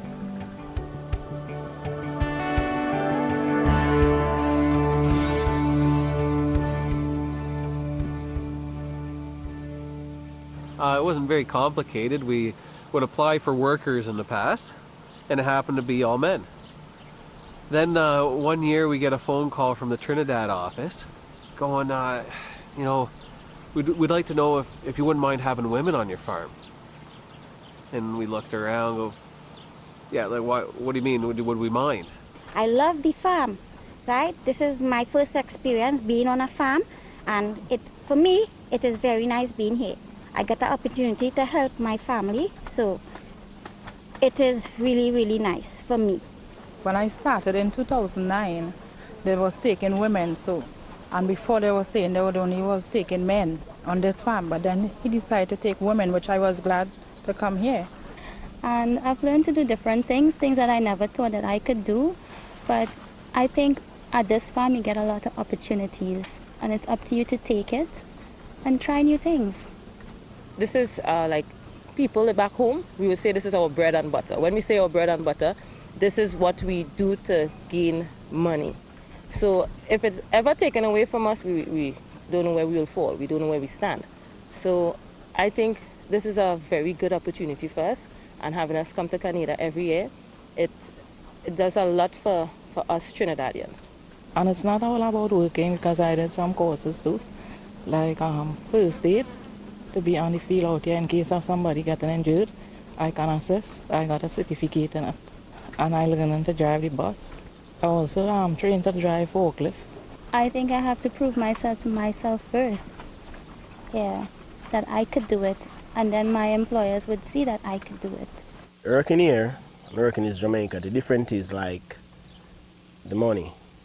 That is a huge difference, right? So when you have $1 a year, you have $97 back home in Jamaica. So when you have $1,000 here, it's $97,000 back home.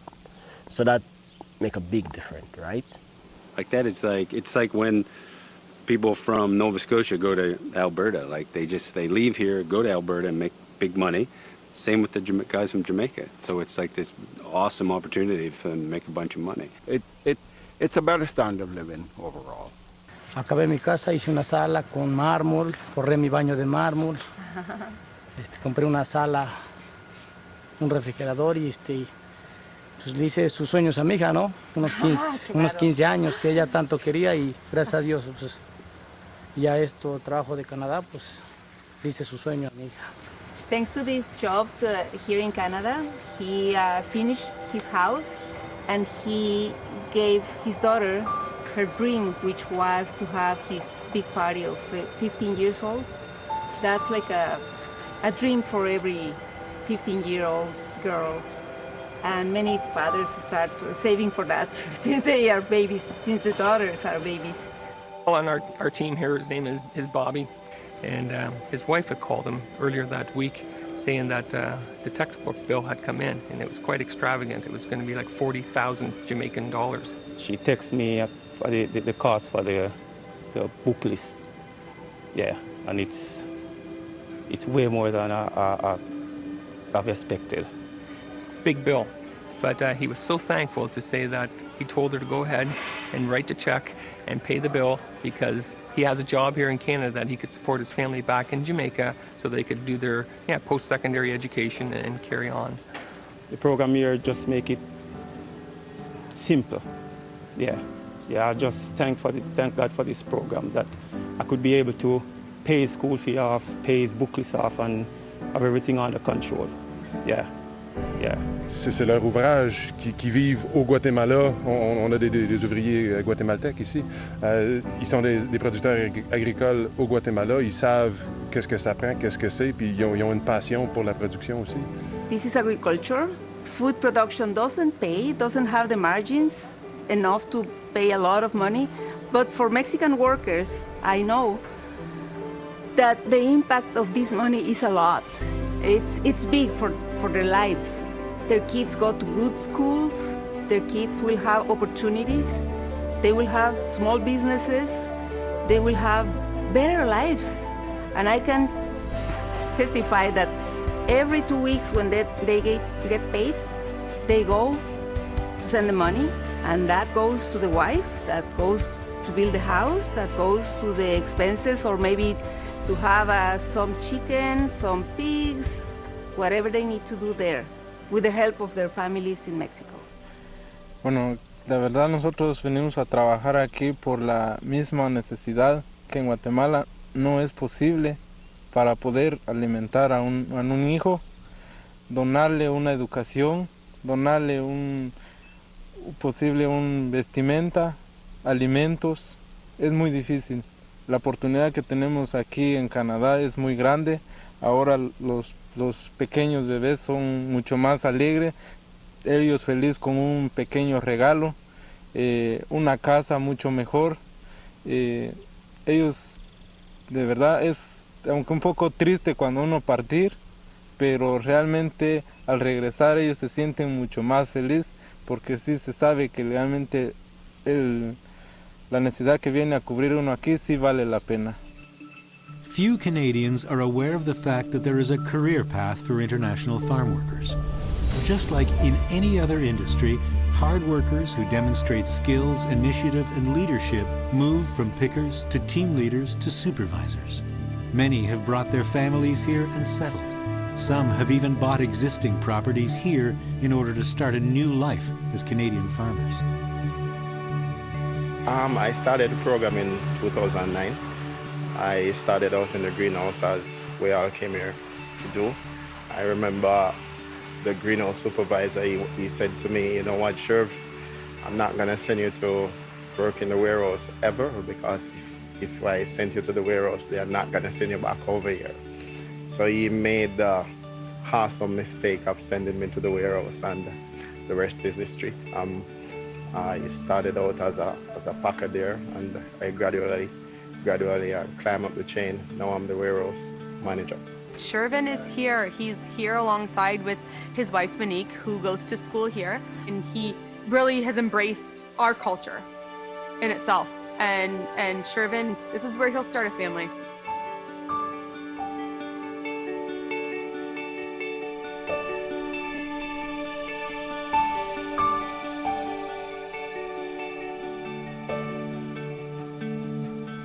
My workers are totally invested in my business, and we have an understanding that, you know, I have to be successful, and if I'm successful, they'll have more work. We can we'll expand. We'll be leasing more orchards or buying more orchards. We can bring more workers, so it helps everybody.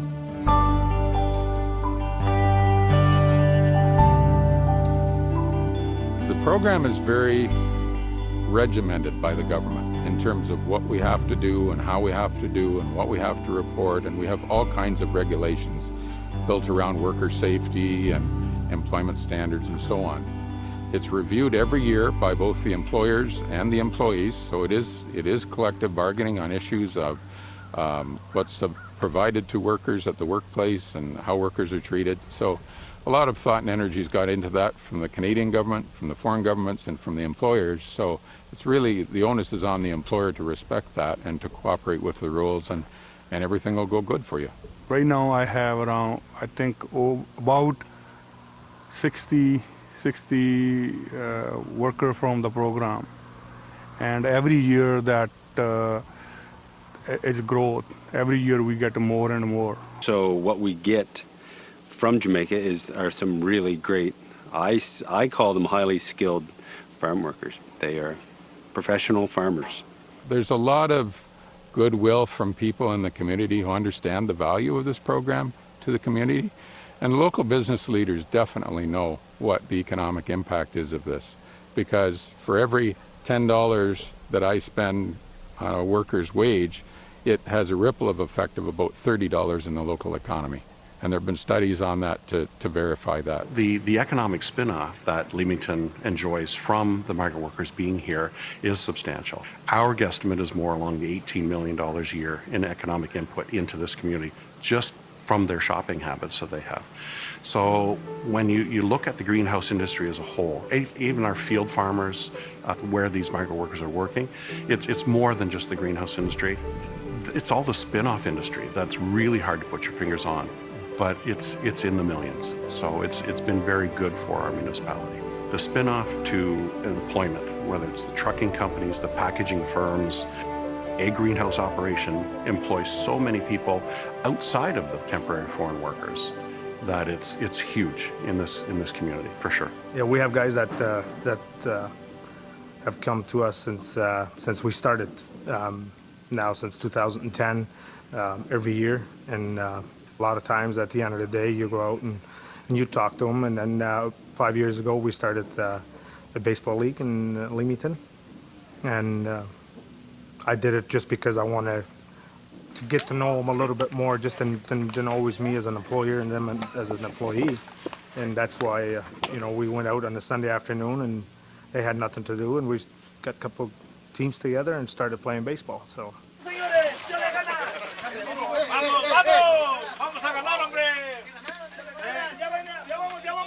That the migrant workers get to know the local people more of the migrant workers, and then just Sunday afternoon have some fun. And it got pretty serious. We got 5 teams now that we're playing every Sunday afternoon, and it's a lot of fun. And that's how we can share a lot of things, and they talk more of their personal things and that they do in Mexico and what they have done in Mexico. And because when we started, I told them, I said, we're all friends.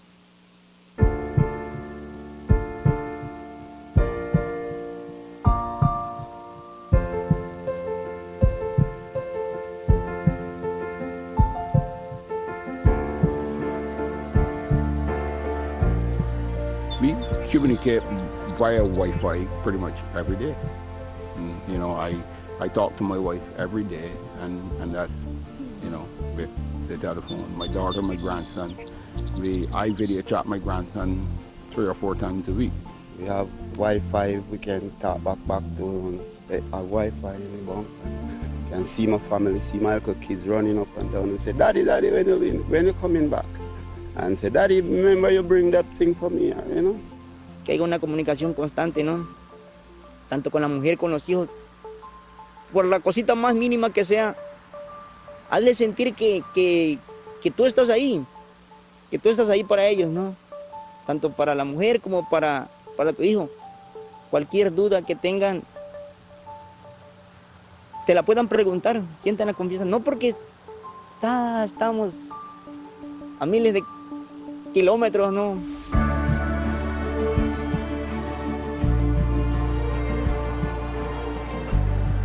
Nous, ici, depuis l'année 2000, présentement, on a une trentaine de travailleurs étrangers qui sont mexicains.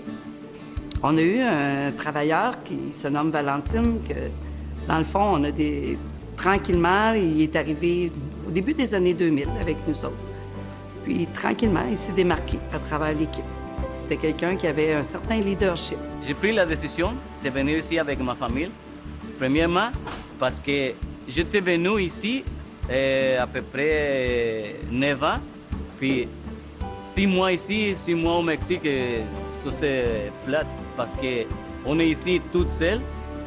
Puis toute seule, on n'a pas de femme, on n'a pas des enfants, on n'a pas de famille ici. Puis Valentine, je pense qu'il sait qu'il est apprécié, il est aimé, je pense qu'il aime vraiment son emploi ici.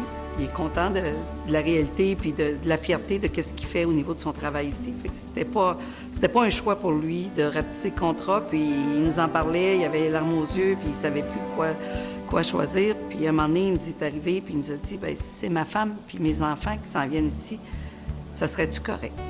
C'est une panoplie de gens qui amènent des cultures différentes, que ce soit africaines, que ce soit colombiennes, mexicaines. C'est ouvert à la mondialisation, aux saveurs aussi, de connaître. Puis je pense que ça peut juste apporter une ouverture vers le monde. Puis Valentine a été un de ceux-là. Pues sí, es un gran cambio. Aparte de que está muy bonito, el trabajo está pues bien. Aparte del frío, pues aquí adentro. Y pues está todo bien. Sí, es un gran cambio, pero es para bien, para un mejor futuro. Para los niños, sí, mejor futuro para ellos. También. So some of the things that we've done to support our employees, have been yoga programs. The last 2 years I've had some of my teachers, Gina Wasserline and Misha Swan from Moksha, come and teach basic yoga for the employees to basically as a way to cope with strenuous work, repetitive work, to take tools from these classes to be able to do this on their own. If they say, you know, my wrists are sore today, like I've got some wrist stretches that I can take home and I can do this on my own. Yeah! You guys are amazing. You guys are amazing. Hold on. And so we've had these classes accessible, and I, you know, rotate through employees to make sure they all get an opportunity to do them and learn what they can from it and go from there. Yeah, that's good. Bend your knees. Yeah, over here. There you go. I mean, another thing that we do, we have been running a school here on the farm, teaching the guys how to, getting them, bringing the literacy up on for the guys. And so, and I help with that by texting. Before I couldn't send a text to anybody. And now, you know, I slowly we're getting into texting and helping them, you know, like some of them have very little schooling, so math. And so we all sat down and said, you know, what do you want to learn? Math and writing. We've increased that. This is year 3 now. We saw one former worker whose son was from St. Lucia. He was able to put his son through to become a doctor. Well, that son ran for politics and got elected, and he went to the incoming prime minister and says, I want to be the Minister of Labor because I want to be responsible for the foreign worker program. He saw the benefit because he saw the benefit in his own family. International farm workers pay taxes, pay into the Canada Pension Plan and employment insurance programs.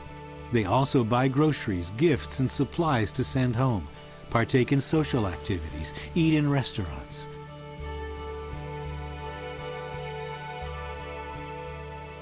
In communities where there is a large concentration of international farm workers, their impact is quite significant. Canada is known far and wide for the generous way in which we contribute to foreign aid, sending billions of dollars each year to nations around the world. The International Farm Worker Program can be viewed as direct foreign aid. It's the best program, foreign aid program that Canada has because, number one, it doesn't cost the government a dime. Number two, that money is going directly into the hands of farm worker communities, minimal cost, no cost to government, and most direct benefit to the end user. So I think that's really misunderstood.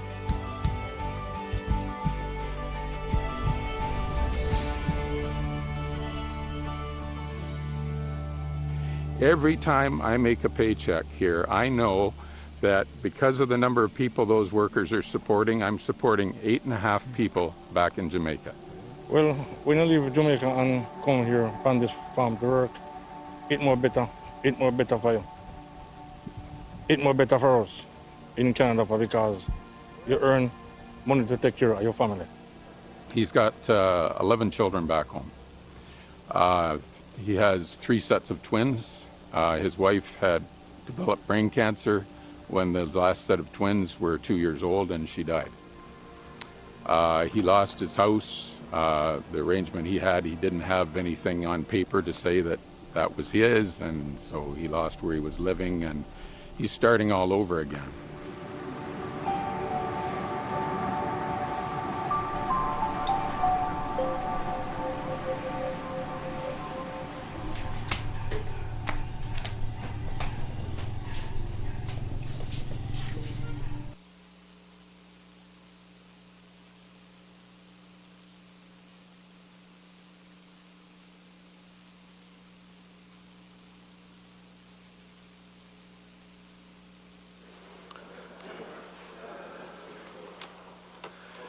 If everyone could take their seats, please, we will reconvene the council and committee meeting. We're moving to the deputation portion of our agenda package. And we'll start off with Ms. Jean Montgomery, who is here to make a request with respect to the Waterford Skateboard Park development. That is on page 113. And Ms. Montgomery, you have 10 minutes, and I will let you know at the 9-minute mark how you're doing. Okay? And you may proceed now. Thanks.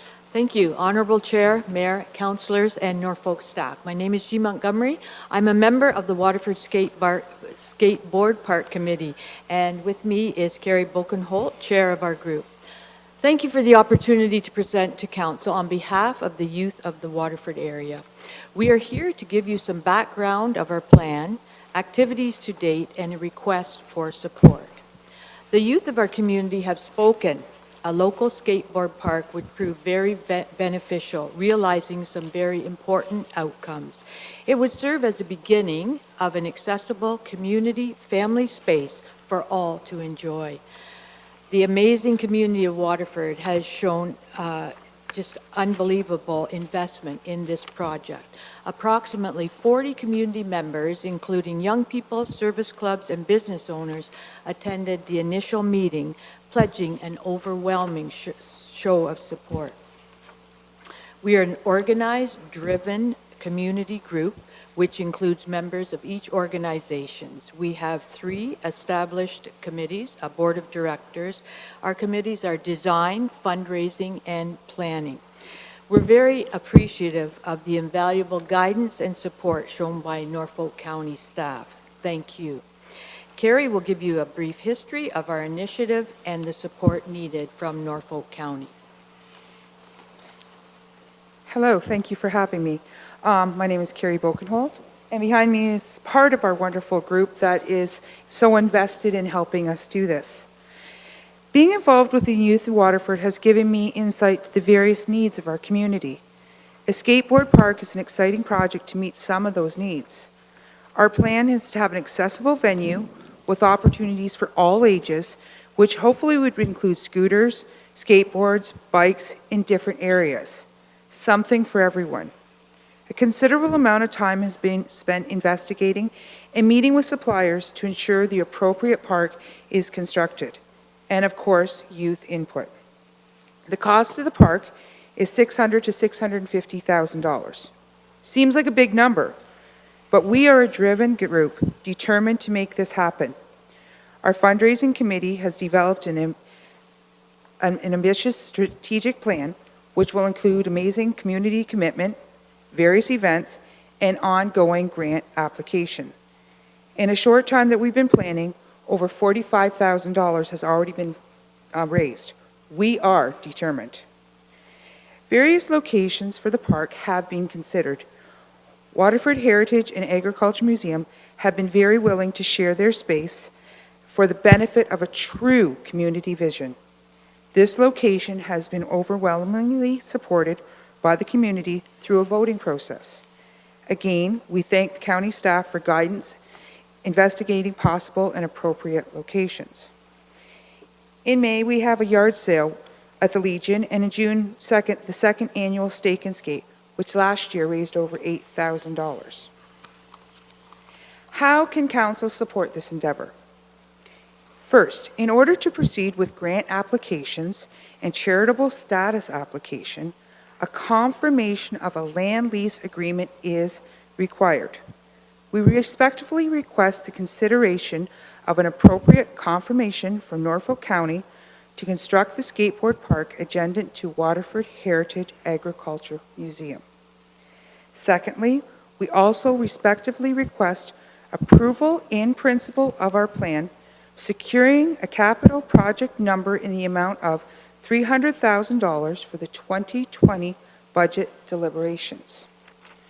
We have already been given an extension for the application, but we need this to finish the process. Our community is invested in promoting activities to realize this dream for our youth.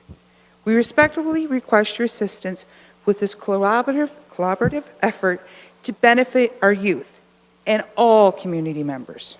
The Waterford community thanks you for this opportunity to share our vision for our youth.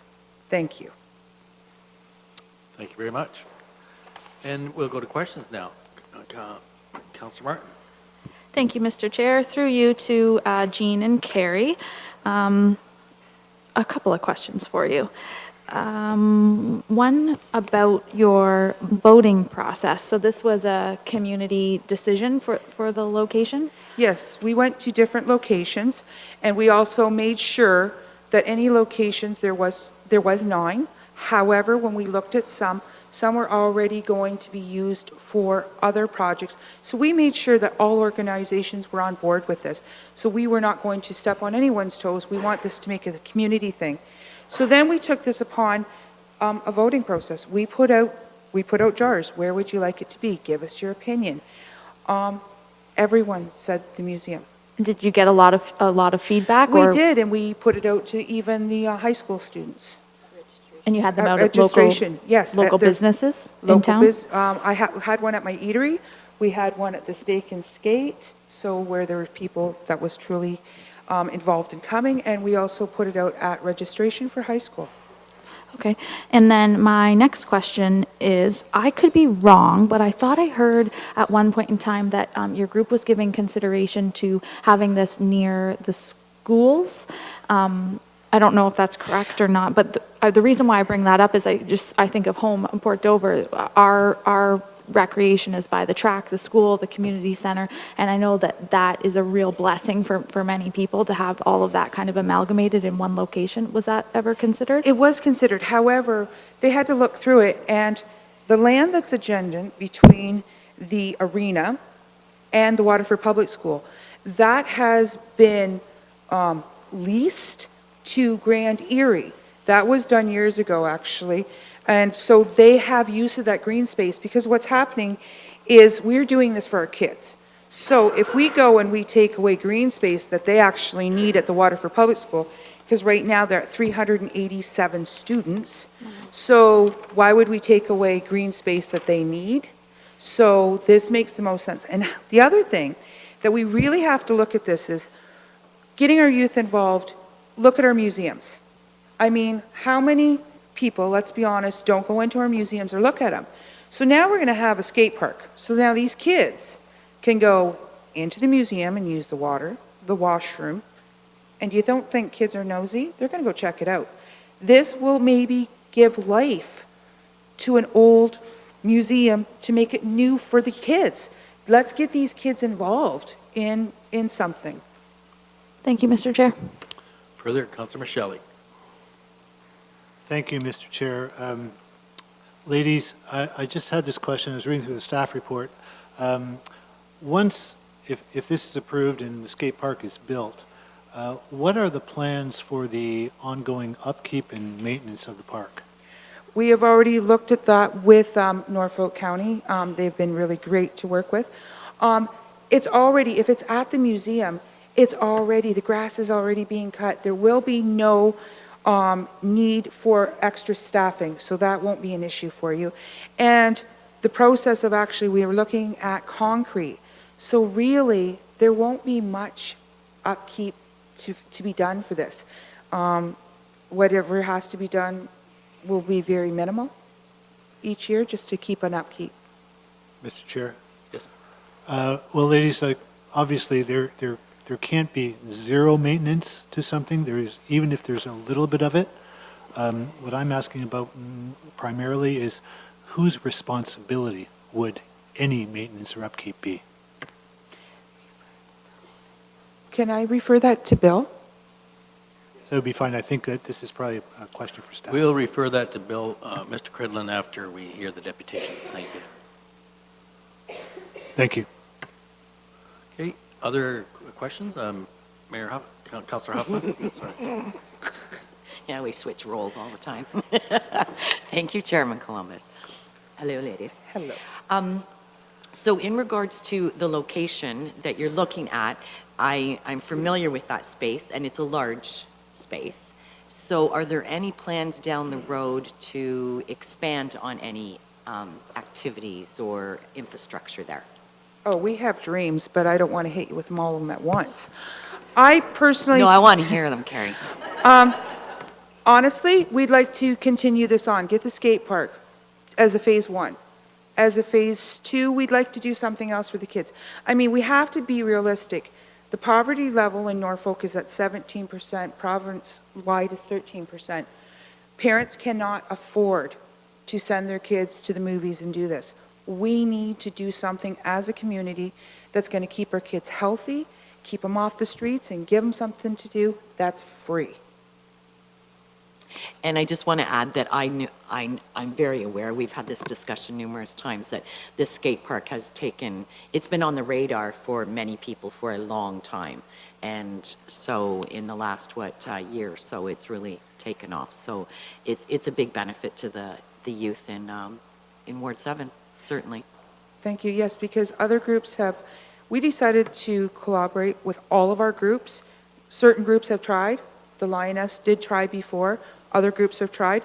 So we've just all came together as one group, and let's get her done. Okay, Councilor Martin. Thank you, Mr. Chair. One final question, building on your collaborations in the community. Have you given consideration to going through charitable status of the Lions or the Lioness? Is there a reason why? We need our own.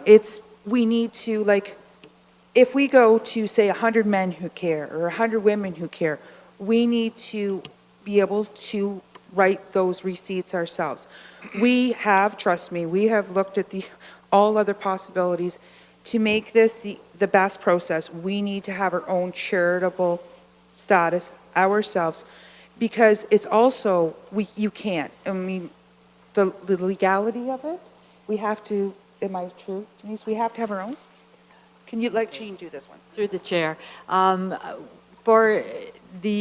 That used to be a very common practice, but CRA has really clamped down on that, and to filter money through an organization for another project the status of that organization could be in jeopardy, because we have investigated different groups, Lions groups, and even churches. They're very hesitant to do that, to jeopardize their own status. So we have applied for status, and we're in the process now, and that's why we need this confirmation to be able to move forward. Councilor Rabbits. Thank you, Mr. Chair, and through the chair to our deputation. Thank you, ladies, for coming tonight and bringing a good group of people here with you. My question to you is, in an ideal circumstance, what are some of the timelines or benchmarks that you would hope for the project to come to fruition?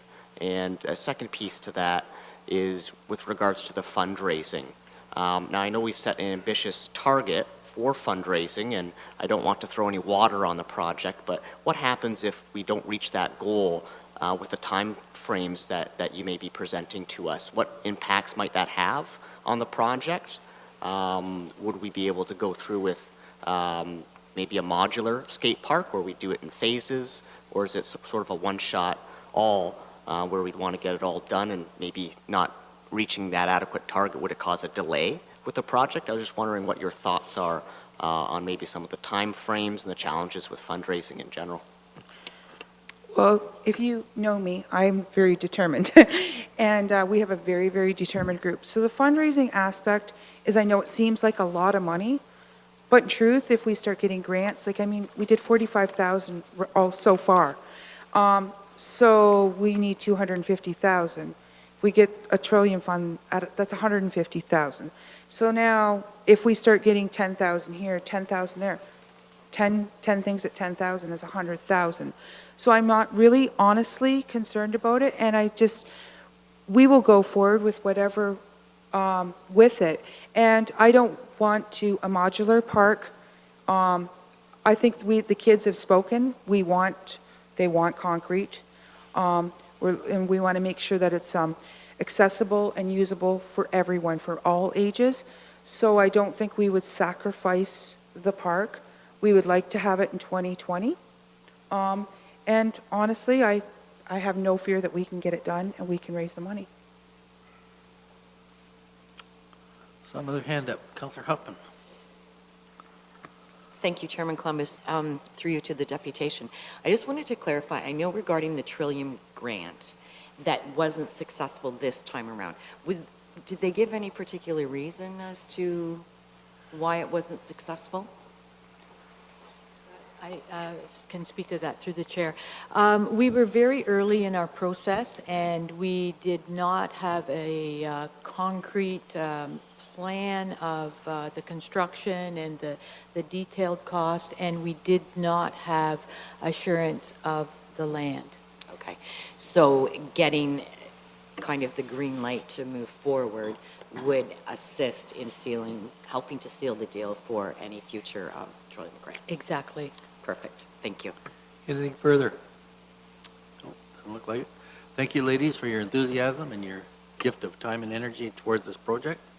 We appreciate it. And to the people at your back supporters there, appreciate all your work too. Okay, we'll go to the report now. Mr. Cridlin. There was a question that was wanting to be answered, and maybe you can do that now. Okay. Maybe I'll introduce the report very quickly to council, and then I'll go right to Councilor Shelley's question. Yeah, I really don't have a lot to offer. The committee members did an excellent job of, I think, bringing council up to speed of where the project was, where they wanted to go. I think the report is simple enough. The two requests are A, for council to approve the proposed location at 159 Nichols Street, being the museum property, and also the other one is to support and endorse the Waterford Skate Park in principle. Both of these, I think, as the deputation led to really allow this group to go forward with fundraising. They actually have a piece of land to put this on now. They obviously have a municipal partner, although funding, the $200,000 coming from the county, will council members will decide on this capital season, October, November sort of thing. Staff had put it in, but with all of these things lined up, the fundraising can really take off. So with that, before I turn over to any more questions, to Councillor Michelle's question, in a partnership like this, and we'd have the Port Rowan Skate Park, which was very similar. A citizens group came together, did fundraising. The Dover Skate Park as well, I believe there was some community fundraising well before my time. And when a group comes forward with this sort of money and helps us with the infrastructure, the county then has that infrastructure and maintains that infrastructure. So in this case, being concrete, it'd be like the one in Dover. We don't see a lot of maintenance on the park itself for years to come. However, there will be garbage pickup, which being close to the museum, there will be grass cutting. However, the grass is being cut now and staff are in town. So there will be some upkeep, there's no doubt about it, but in this case, it's very minimal for the $300,000 when this group is successful to bring forward to the county. Questions, Mr. Cridlin? Yes, Councillor Michelle. Thank you, Mr. Chair. So, Mr. Cridlin, just to clarify then, whatever the maintenance is, it is the county's responsibility. Through the chair to the councillor, yes, that is correct. Thank you. Okay. Further questions to the report? Don't see any. Councillor Hoffman? Thank you, Chairman Columbus. Through you to Mr. Cridlin, just to clarify, in regards to the total dollar value, does that include lighting? Through the chair to the councillor.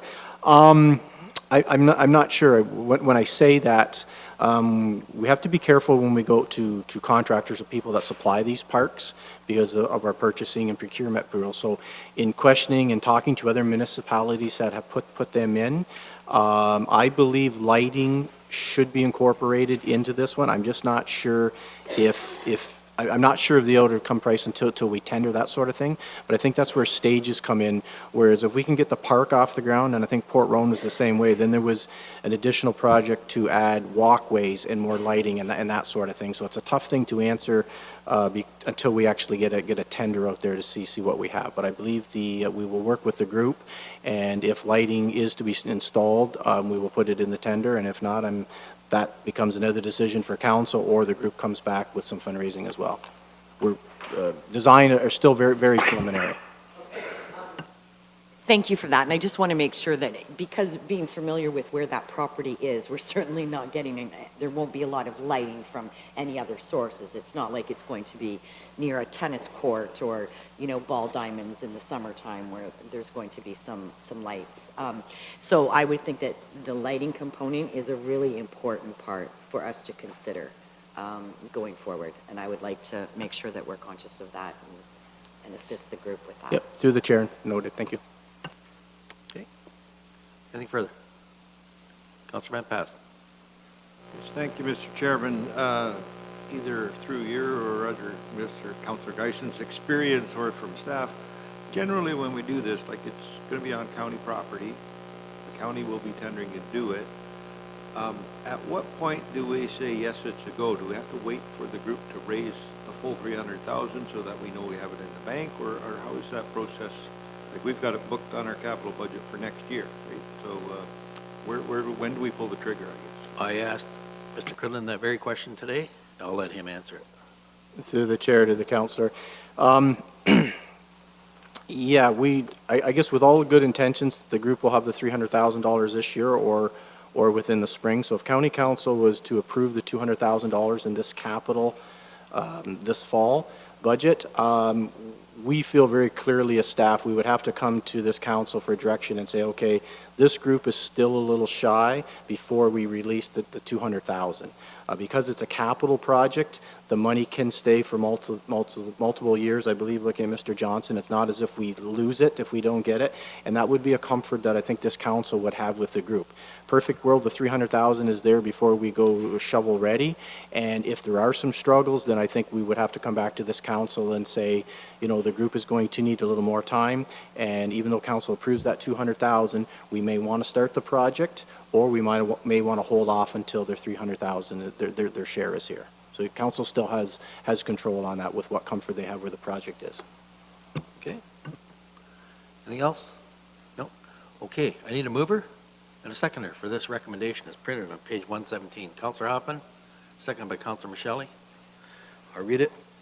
That staff report CS 19-01, proposed Waterford Skate Park, be received as information, and that Norfolk County Council approve the proposed location of 159 Nickel Street, Waterford, adjacent to the Waterford Heritage Agriculture Museum as the site for the Waterford Skate Park.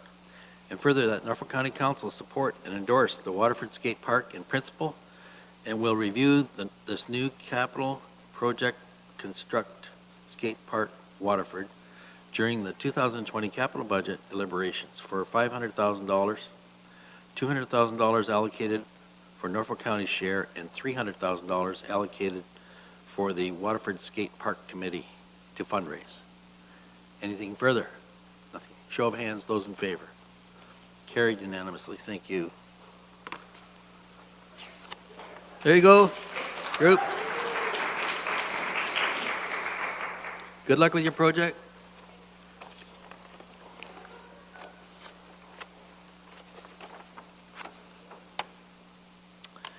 We'll now go to our next deputation, and it's with respect to the extra agenda item. It's from Whistling Gardens. And who we got? It's going to be given by Wanda Zerbicki Heimbecker. Okay. We did get your large package here. Each counselor got that. And okay. Right, okay. And you have 10 minutes, Wanda? Okay. Thank you. Good evening, Chairman, Mayor Chop, and councilors. My name is Wanda Jizbitsky Heimbecker, and I, along with my husband, Darren Heimbecker, are co-owners of Whistling Gardens. My presentation and all supportive material will be provided to the clerk at the conclusion of my presentation so that copies can be made for you. Whistling Gardens, we'll call it WG, is a small seasonal Norfolk business with limited resources. We have invested more than $50,000 to date on planning fees, studies, and the 2-year unsuccessful planning application process, in which council is not aware of. We have offered our trust and faith to adhere to the guidance of professionals through this process as we attempt to comply with all governance policies. We are a nationally recognized botanical garden. We were ultimately told not to expand the tourist and botanical experience. How ironic to be told, don't grow in Ontario's garden. We want to protect our peaceful lifestyle and our investment and be permitted to grow along with other tourist destinations in Norfolk County. We are Norfolk County boosters, volunteering, sponsoring, and promoting our lush, beautiful county. With no issues or complaints from neighbors or others, Our previously approved special events such as live entertainment, concerts, wedding receptions offered from 2013 to 2017 were not supported by Norfolk planning staff through our planning application amendment of August 8, 2018. 1 month later, in September 2018, Norfolk planning staff in report DCS 18-93 recommends that council support these same activities for other tourism businesses on an as-of-right basis. As a result, the economic viability of Whistling Gardens, a major tourist destination in Norfolk County, has been marginalized and severely depreciated. I have some timelines I wish to bring to your attention. 2013, our hired professional planner met with Norfolk planning staff to identify business growth channels and revenue property diversity uses. 2013, we contacted the LCBO regional manager inspector. We had a site preparation for regulatory compliance. 2013 through to 2017, we offered diversified activities through municipal resolutions, through council, and special occasion permits, which were very successful. 2016, October 3rd, Norfolk Economic Development staff hand-delivered a strongly worded letter notifying us as owners that the above referenced diversified activities are not as of right uses and do not apply to our business. Economic Development staff confirmed no complaints and scheduled a pre-consultation meeting with Norfolk planning staff to start the planning process. 2016 December, confirmation was offered. A third-party business inquiry started the formal Whistling Gardens planning application process. 2016 December 7th, Norfolk Planning advised Whistling Gardens that wedding receptions, live entertainment, concerts, and yoga and similar activities are not as of right farm diversified activities. We paid our webmaster and removed these services from our website and notified our certified practitioners. Summer and spring 2017, we discovered other agriculture businesses offering yoga partnership activities with Norfolk contract staff. We did verbally inquire to economic development staff if this was now had been changed as of right. The response was, I think so. 2017, Norfolk Planning Department informs Whistling Gardens planner that our planning application that included receptions, live entertainment, concerts, special events would not be supported or approved as these are not as of right diversified farm activities. Additional costly studies, planning costs would be required in order to complete the application to bring forward to council, but would not be supported by staff. We suggest that we crunched the numbers and looked at $45,000 to $50,000, which for the inclusion of an environmental impact study, noise, dust, vibration, etc. These additional studies are estimated to cost us a return on investment to take 5 to 8 years, so we did not pursue that. We were looking for planning staff support. 2017 March, Norfolk Planning Direction, cancel all receptions and concerts. These were not included in your request, in your planning request, and are not considered permitted uses. All events of this nature were canceled to avoid any issues. In 2018 to 19, our economic loss for canceling these events were greater than $17,000 in client refunds. A one-year grace period was offered for 2017 receptions. 2017, Norfolk County Planning staff verbally communicated to our event partner no further special occasion permit approvals for future Whistling Gardens partnerships to offer live entertainment concerts as part of our annual garden festivals. These are not permitted use. Previous events included offerings of Sarah Harmer and Ron Sexsmith. We did invite our Norfolk County Mayor and councillors to these events to establish a measure of transparency with elected officials and to witness no on-site issues or complaints. Verbal support was offered from past leadership to help us regain these approvals in 2019.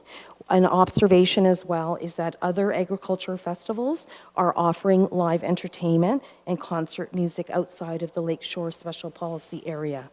2017 spring, we were informed that the Norfolk planning position was no amplified music permitted. Whistling Gardens co-owner is a composer, infringement of property ownership, and a noise bylaw communicated. These details allowed us to further commission and provide a third-party noise study, which is included in the package. Results compiled identified no violation of municipal noise bylaw. August 8, 2018, Whistling Gardens Planning Application Amendment approval. This confirmed that we were we could offer wedding ceremonies, a garden gift shop, and cafe. No receptions, live entertainment, concerts, special events were permitted in this application as they were not considered on-farm diversified uses. And finally, to September 2018, on the 25th, less than 30 days after our official plan amendment documentation was submitted, municipal planning staff introduced and supported new policy report number DCS 18-93 in response to the OSCWGA letter, Lakeshore Special Policy Area Amendment, recommendations representing a shift of opinion and support of a variety of on-farm diversified activities as of right for those businesses without the requirement of studies such as environmental impact studies, noise, dust, vibration, etc. We support this policy and ask planning staff for reasoning on the shift of their position on these permissions removed from Whistling Gardens, yet supported for these other businesses. We were informed that our submission was a different planning application. I'm not sure on time at this point, but I have identified criteria matching for this policy through Whistling Gardens conservation efforts, economic development contributions, where over 90% of our garden guests live outside of Norfolk County. Our ideal location draws visitors from GTA, Niagara, Brant, U.S., and international nature lovers by car and on bus. To explore two of North America's largest public collections, our peony and conifer collection. We've also, since 2013, established credibility and have received well-respected reputation in land stewardship and nature programming, and as a recipient of 10 awards and recognition on a federal, provincial, and municipal level. 1 minute left. Thank you. A bigger conversation is needed. We have provided over 300 organizations representing over 4,000 gardeners, recognizing our activity permissions, our botanical gardens functions. We ask Council today, these letters are enclosed in the package, to assist us to further align transparent policies benefiting similar businesses, to reinforce equitable opportunities for all seasonal agri-tourism businesses owners, resulting in the elimination of unnecessary spending. We want to reinstate our previously approved activities that were removed by municipal staff, which would allow us to continue to offer partnerships through approved special occasion permits to enhance our garden festivals with live entertainment, and also to restore our garden wellness programming, yoga and meditation as of right. We ask these things because it is our understanding the revised report, DSC 18-93, will not be ready by planning staff until this spring. Tourism ECDEV and Agriculture Advisory Board have also identified support for the permitted uses for broader use by agriculture businesses. I'm ready to take any questions. Thank you. Questions? To the deputation. Councillor Hoffman. Thank you, Chairman Columbus. First off, I just want to say, wow, great job. Thank you very much. Too many words, sorry. I know it's a big story. Thank you for putting together a very comprehensive report to us. So just to clarify, first off, I have been to Whistling Gardens, and it is beautiful. And I have been discussing this with you for the past few months, more than a few months. So my understanding then, just to clarify, so everyone is clear, you are requesting that, so do you feel that there was permission given through the application and then it was revoked? Previous approvals, as no policies in place. Right. Okay, when we first established our business, hired a planner.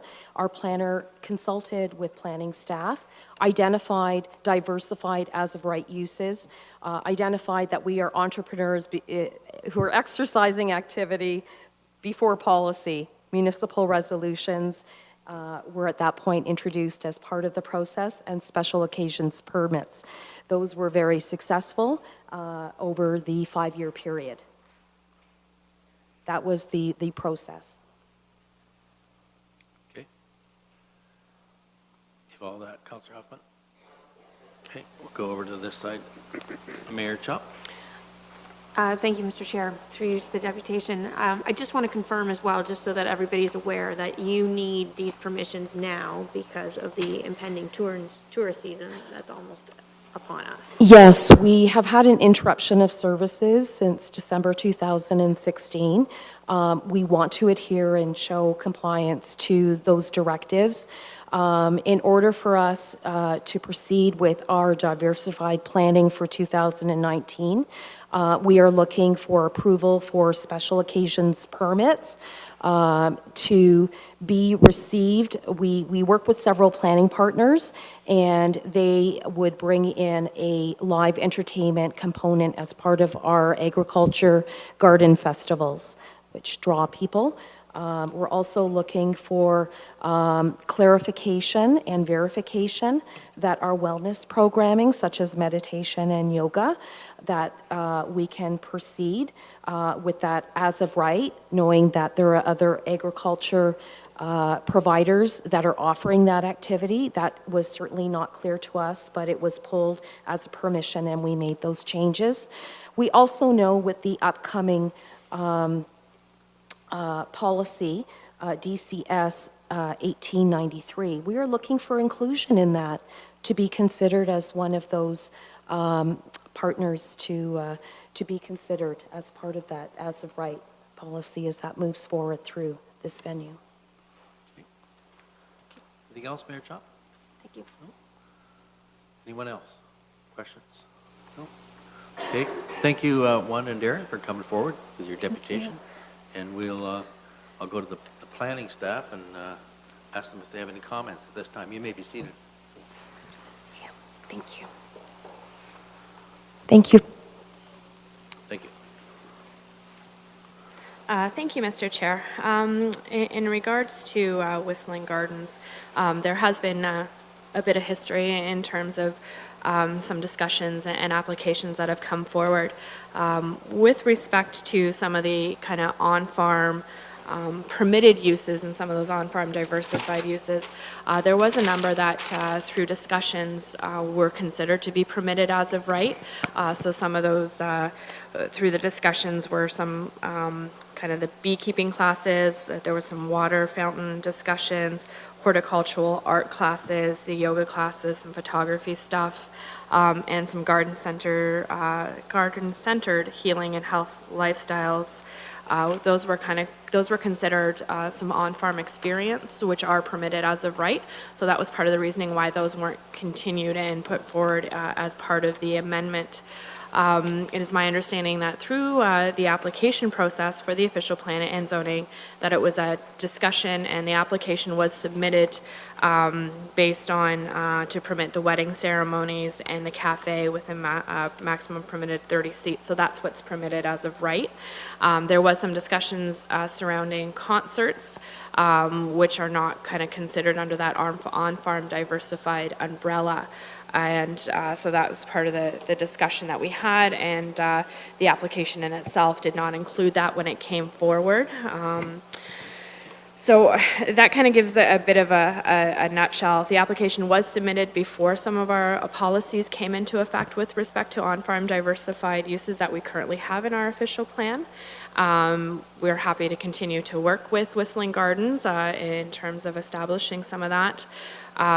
They are, with respect to some of those additional on-farms with the wedding ceremonies and the retail components, because they did come in before the the policies kind of thing. We worked within the guidelines that OMAFRA had, so they are slightly above that kind of 2% idea that we currently have as a bit of a framework for the policy in itself. But that's kind of it in a nutshell. I'm not sure if there's anything else specifically that you'd like to address, but I'm happy to try and answer any questions, or also follow up with some additional information if that is also requested of council. Okay.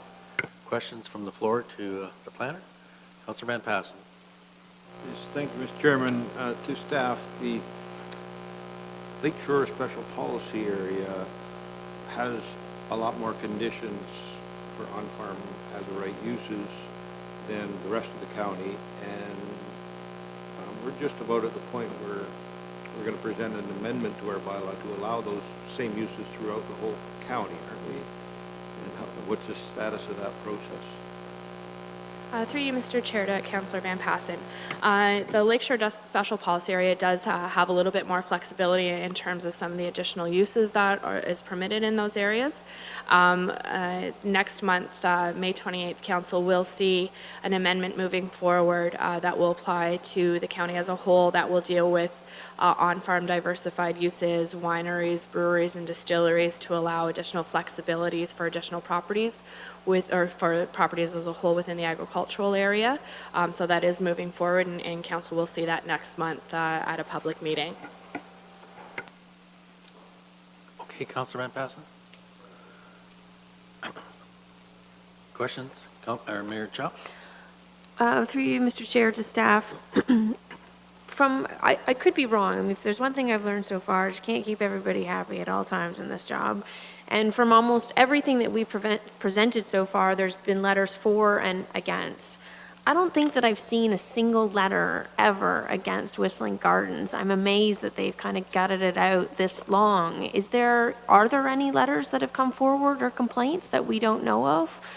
What would be the reason that we're not allowing them to continue operating their business as they have done for the previous 5 years and have enormous support from this community? Through you, Mr. Chair, to Council or to Mayor Chop, my apologies.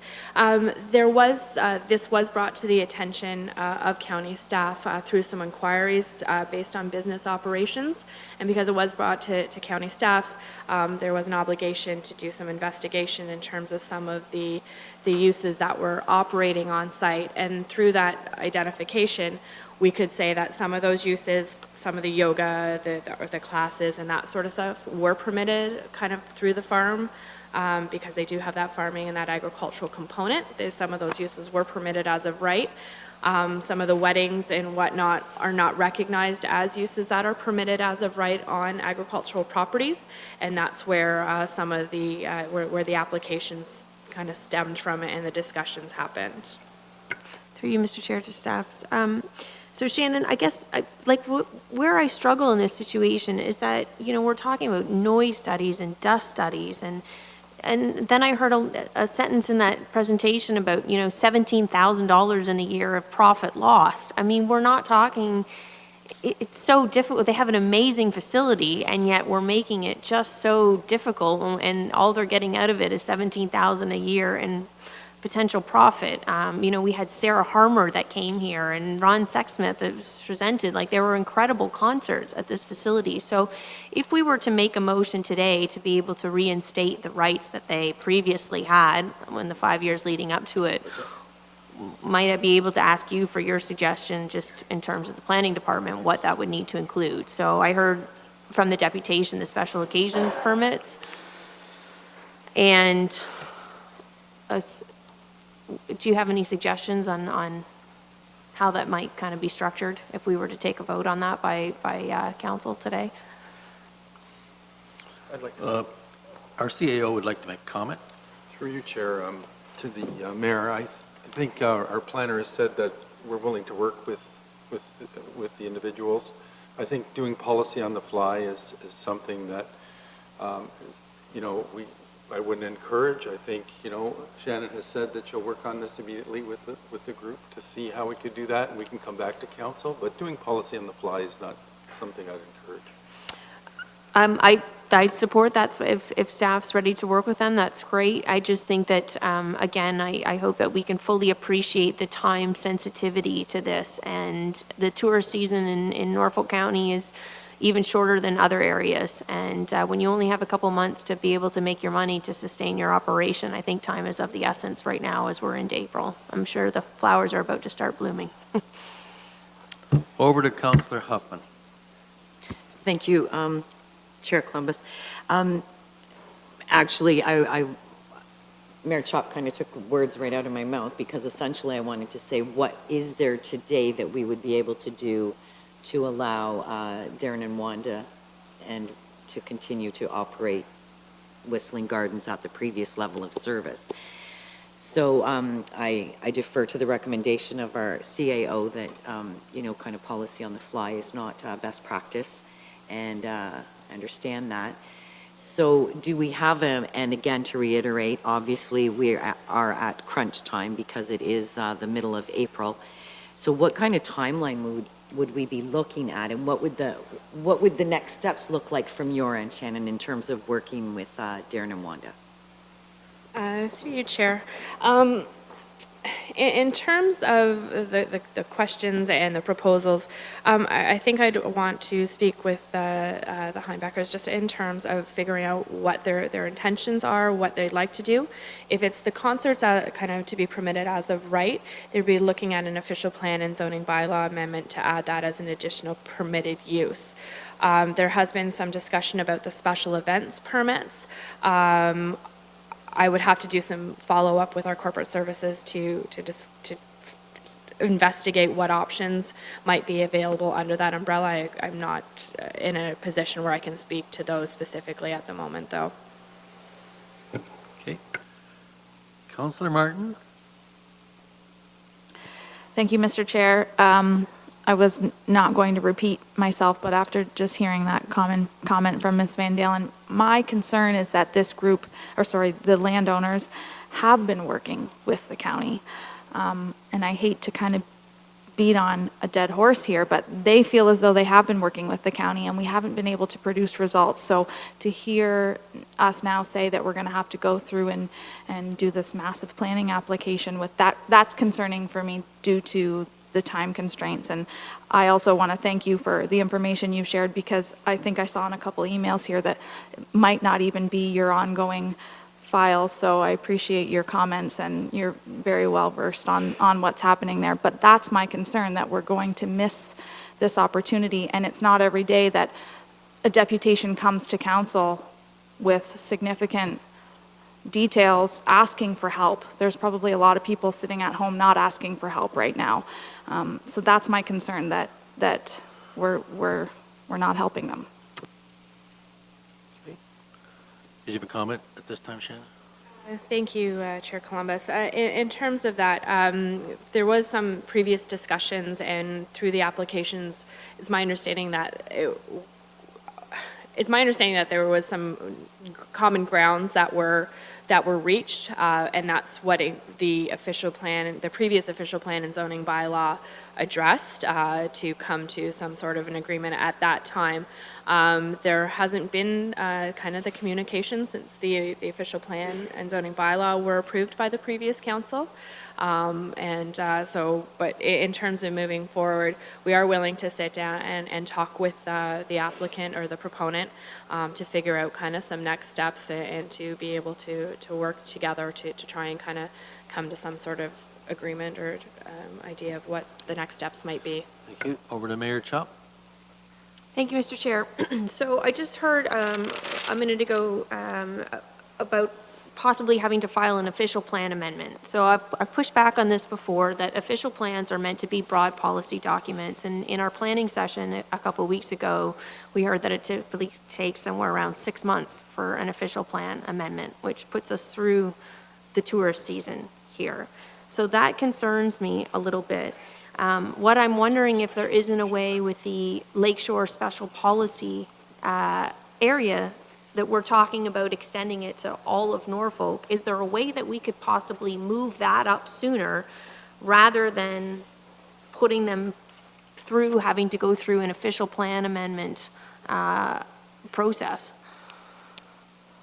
Through you, Mr. Chair, in terms of kind of expanding the Lakeshore Special Policy Area, that would also require an amendment to the official plan. Right now, it was approved by the province for a very specific area based on kind of the characteristics of the lakeshore properties and the lakeshore area. It's something that we can bring up and look at as a department in terms of options and recommendations to expand that lakeshore special policy area. Typically, for a proponent-driven official plan amendment, it normally takes, I'm going to say, about 4 to 5 months for that sort of application to move forward. Where you're getting into 6 months is some of the more complex applications, or if they're in conjunction with or in concurrent to, say, of subdivisions or some of the larger developments. But it's something that we can raise as a department and look into if council so desires. Okay, I think even 4 months would probably put them past the season. Councillor Van Pass. Thank you, Mr. Chairman. Yeah, we all recognize anything to do with the official plan zoning bylaw, that's a 6-month delay. We have a case here of a rather novel case. Somebody's coming here to ask for permission to do something that they did for 5 years. They're not coming here asking forgiveness for doing something wrong. They're actually asking for permission. They used to do it. They've worked with our staff for a year and a half. They've spent $50,000 on studies that mean absolutely nothing in my mind, but and they've gotten nowhere in a year and a half doing it the right way. I understand the CAO's recommendation not to make policy on the fly, but I'm going to ask them to do one. How do we give them back what they had for 5 years so that they can conduct business and be open and ready to go for May 24th weekend, and not look forward to the glorious Whistling Gardens flora and fauna in December when the rest of the paperwork would come otherwise? Sounds, Mr. CEO, it sounds like that was directed to you. Through you, Chair, from what I understand, our planning department was just made aware of this deputation when? Yesterday or yesterday night? Or? Through you, Mr. Chair, to the CAO, I was made aware of it yesterday afternoon. So I think my best recommendation is allow me to work with staff, with corporate services, at least give us a week to see what some of those next steps are. I mean, to see why this happened, why they were disallowed, and just allow us a chance to look at it. There's a council meeting next week. We can give you an update at that time and see where we're at. A week sounds a lot better than 6 months, so thank you very much.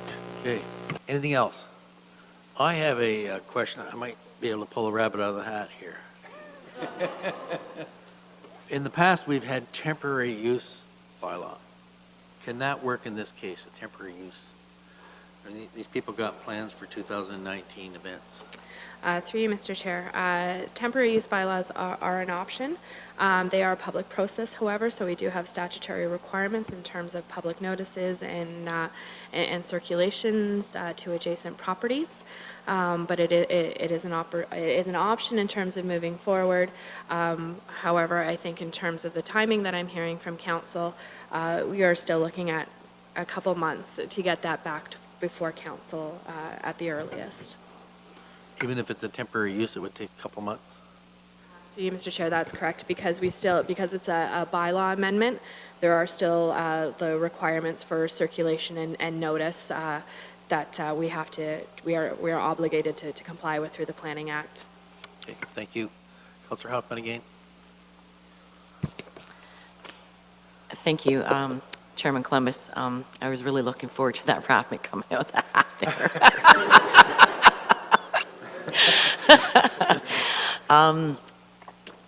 I guess on behalf of the Heimbeckers, who are constituents in my ward, and I'm quite aware of all of the wonderful programming that they provide, how well respected they are in the horticultural community.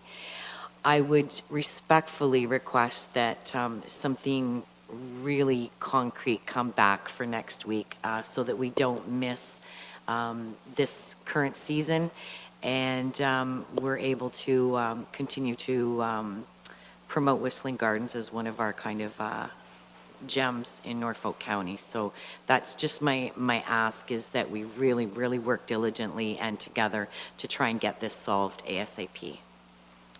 The ward councillor is asking for something, come back next week. Is that possible? Through you, Mr. Chair, we will do our absolute best to get some package together with options and potential next steps. Okay.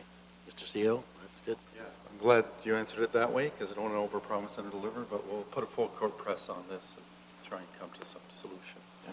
So it's no rabbits out of the hat, but a full course press. Good enough. So I guess that's the end of that subject, right? I need a mover and a seconder to receive the deputation of the Heimbeckers. Mayor Chop and Councillor Martin, those in favor? That's carried. So we're back here next week discussing this same item with some options to the Heimbeckers, okay? Thank you. We have another deputation, and that is from Marilyn Ankew regarding RISE. It's the Anti-Poverty Awareness Advocacy Action Program.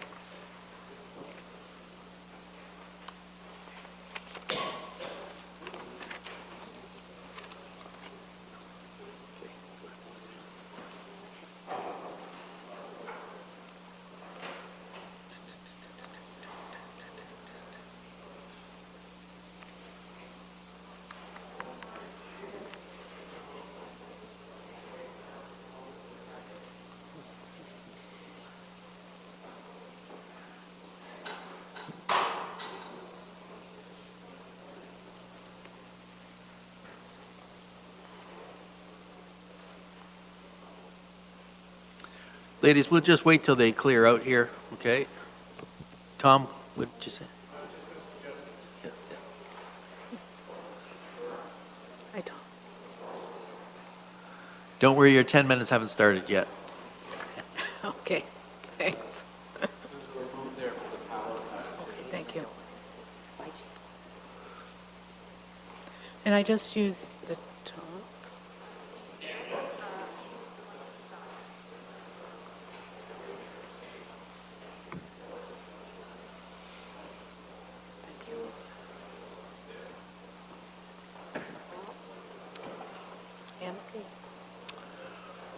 Okay, if we can reconvene, please. Take your seats. As I said, we have a deputation from RISE. And ladies, you have 10 minutes. I will let you know when you have 9 minutes completed. And I guess you're doing a PowerPoint, right? Yes. Okay. Go for it. Thanks. Thank you. Thank you, Mr. Chair. Good evening, Mr. Chair, Mayor Chop, and Norfolk councillors, ladies and gentlemen. Kathy and I are here today representing a grassroots anti-poverty group called RISE. RISE, formerly Muffins with Marilyn, oh stop, has been, that's the levity of the evening, has been meeting weekly every Monday at the Norfolk County Public Library, Simcoe branch, for the past 2 years. We currently hold our meetings in the basement boardroom of the library from 10:15 to 11:45 a.m. Membership includes members living on fixed incomes, on OW, ODSP, CPP disability, old age security and CPP, and the working poor, and allies with or without lived experience also attend the meetings. We are all committed to awareness, advocacy, and action activities related to people living in poverty. On behalf of RISE, Kathy and I thank you for this opportunity to meet with you and present this deputation.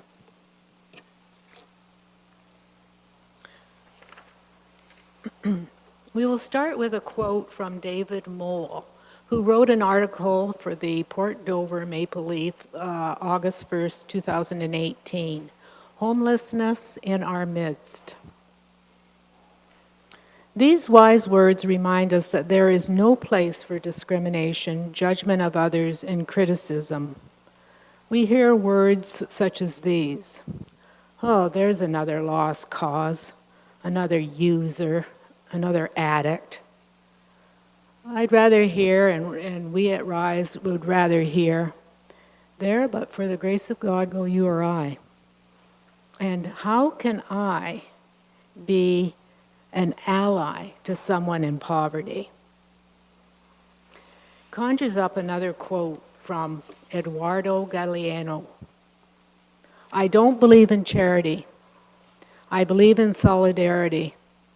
Charity is so vertical. It goes from top to the bottom. Solidarity is horizontal. It respects the other person. I have a lot to learn from other people. Yes, we started back in 2017, around this time of the year, and the staff at the Simcoe Library approached social service providers and community volunteers about clientele visiting the library that had specific social issues and needs. And I, being a retired public health nurse, jumped at the opportunity to run a weekly meeting. Yes, it was called Muffins with Marilyn, Ms. Huffman, Counselor Huffman. And it, right away, the first session, I established with these folks that they had specific concerns. They very much felt invisible. They felt oppressed. And they wanted a voice and they wanted a purpose, a reason to get up in the morning. And so we started off with very much a social sort of avenue, and it still is that. It still is that, but we have changed and grown. And we have birthed Rise, and it's more about awareness, advocacy, and action for those experiencing poverty. And there's the RISE, and I get asked all the time, what does it stand for? And I just go, oh, don't ask that question, it's hard. But anyways, R stands for raising awareness and reducing stigma. I is to improve conditions of daily life and tackle inequitable distribution of power, money, and resources. S is for social equity. E is to evaluate and expand on that knowledge base. So it also we were talking the other day with one of the public health nurses that visits or attends our meetings and supports us. And she said it's also about empowering, and that has definitely happened. We have helped empower as a group each other. Okay, so now Kathy is prepared to talk to you about Norfolk County stats with poverty. According to Statistics Canada in 2015, 14.4% of Ontario residents were considered to be living in low income. Haldeman and Norfolk counties combined, the number is 11.7%. In Simcoe alone, 17.2% of residents were considered to be living in poor and low income.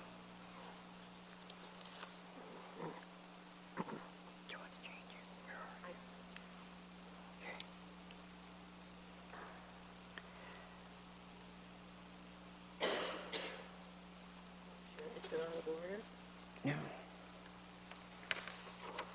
Whoops. There it is. There it is. As a single person on OW gets $733, and that's $8,796 a year to live on. A single person on ODSP gets $1,169. That's only $14,028 a year. Can you imagine that as a single person living on OW, what $733 gets you? A place to live? Does it get you your hydro, your gas, your water? And if there's anything left over, can you buy food? What apartment or home can you afford, especially with the cost of utilities increasing? What would you do? What would you do without? Now, let's put children into the mix. This chart shows that the low-income measure for single person in 2018, according to Statistics Canada, in Canada was $23,533.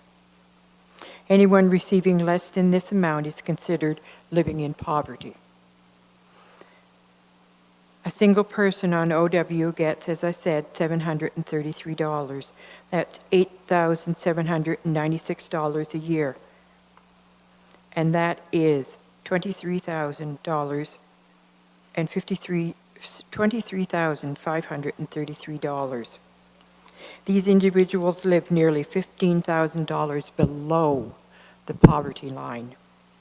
A single person on ODSP gets $1,169. This is still almost $10,000 below the poverty line. A single person with 2 children under the age of 6 on OW receives $1,057 a month.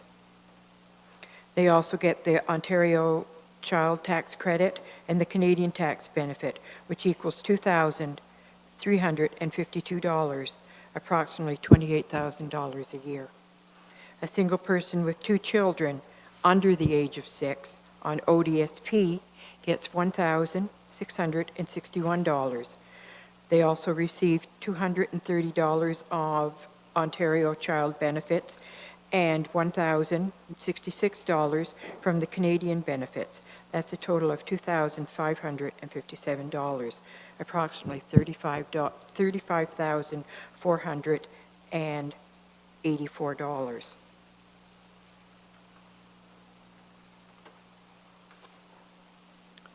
Single person on OW receiving $733. What kind of place can they get to live in? Can they pay their hydro? Can they pay their water? Can they pay their heat? If there's anything left over, are they able to buy enough food so that they can live on? What must their lives be like when they're living $14,000 below the poverty line? 1 minute left, Kathy. 1 minute left. Okay, moving on. Thanks, Kathy. Respectfully, could I just ask that they be allowed to finish their entire presentation through the end of the night? Thank you. There's not much. I have to ask for a show of hands of council. Looks like you can. Thank Go you. ahead. Thank you. Thank you, Chair. Okay, our response to this has been, we found that the pillars of poverty, one that we found a priority has been housing, as you can well imagine. And so we've had advocated and supported individuals, our members, in their quest for suitable, safe, and affordable housing.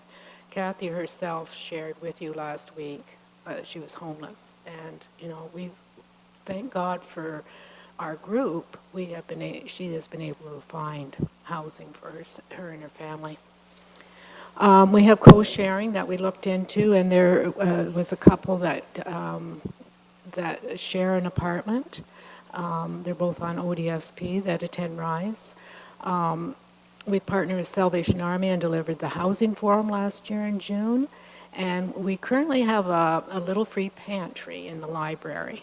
And this is a collaboration with the library. And I was wondering, one of my asks for tonight is whether or not you would be interested in sending out an email to all Norfolk County employees asking them to donate to the library. It is paper products, paper towel, toilet paper, hygiene products, shampoo, conditioner, body wash, you know, that soap, whatever, all those things that are needed that they can't get a lot of at the food bank, and so we're providing it at the library. And it's take what you need and give what you can, basically. So I thought this would be a good opportunity to ask you guys to consider that.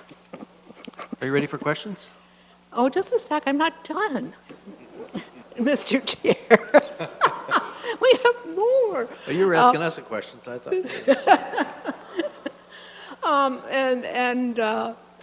We keep abreast of all that's happening in our area, and we educate ourselves. We collaborate with other anti-poverty groups, provincial lobbying groups, and we have a microloan program with the Sunrise Rotary. Those are asks. And the bonus for you guys is that you can learn about being an ally. You can learn about power and privilege and social equity because you have two public health nurses that work for Marlene Miranda in the social determinants of health. I was one before. That's why I have such a passion for this. And anyways, they're at your disposal. So take advantage of it. Learn more and how you can become allies as a council and as staff. And we will serve our Norfolk constituents that much better because we're working with vulnerable people and we're, you know, those are the ones that we especially need to be mindful of. And Kathy has this last. This is the last, Mr. Chair. This is a saying from Mahatma Gandhi. True measure of any society can be found in how it treats its most vulnerable members. If Gandhi's words ring true, how does Norfolk County wish to be measured? Thank you. Thank you. Questions? Questions from the council and committee. Councilor Shelley. Thank you, Mr. Chair. I'm just wondering if I can ask through you to staff, Ms. Miranda, if she might be able to comment on the housing item that the ladies mentioned with regard to the recently released provincial budget.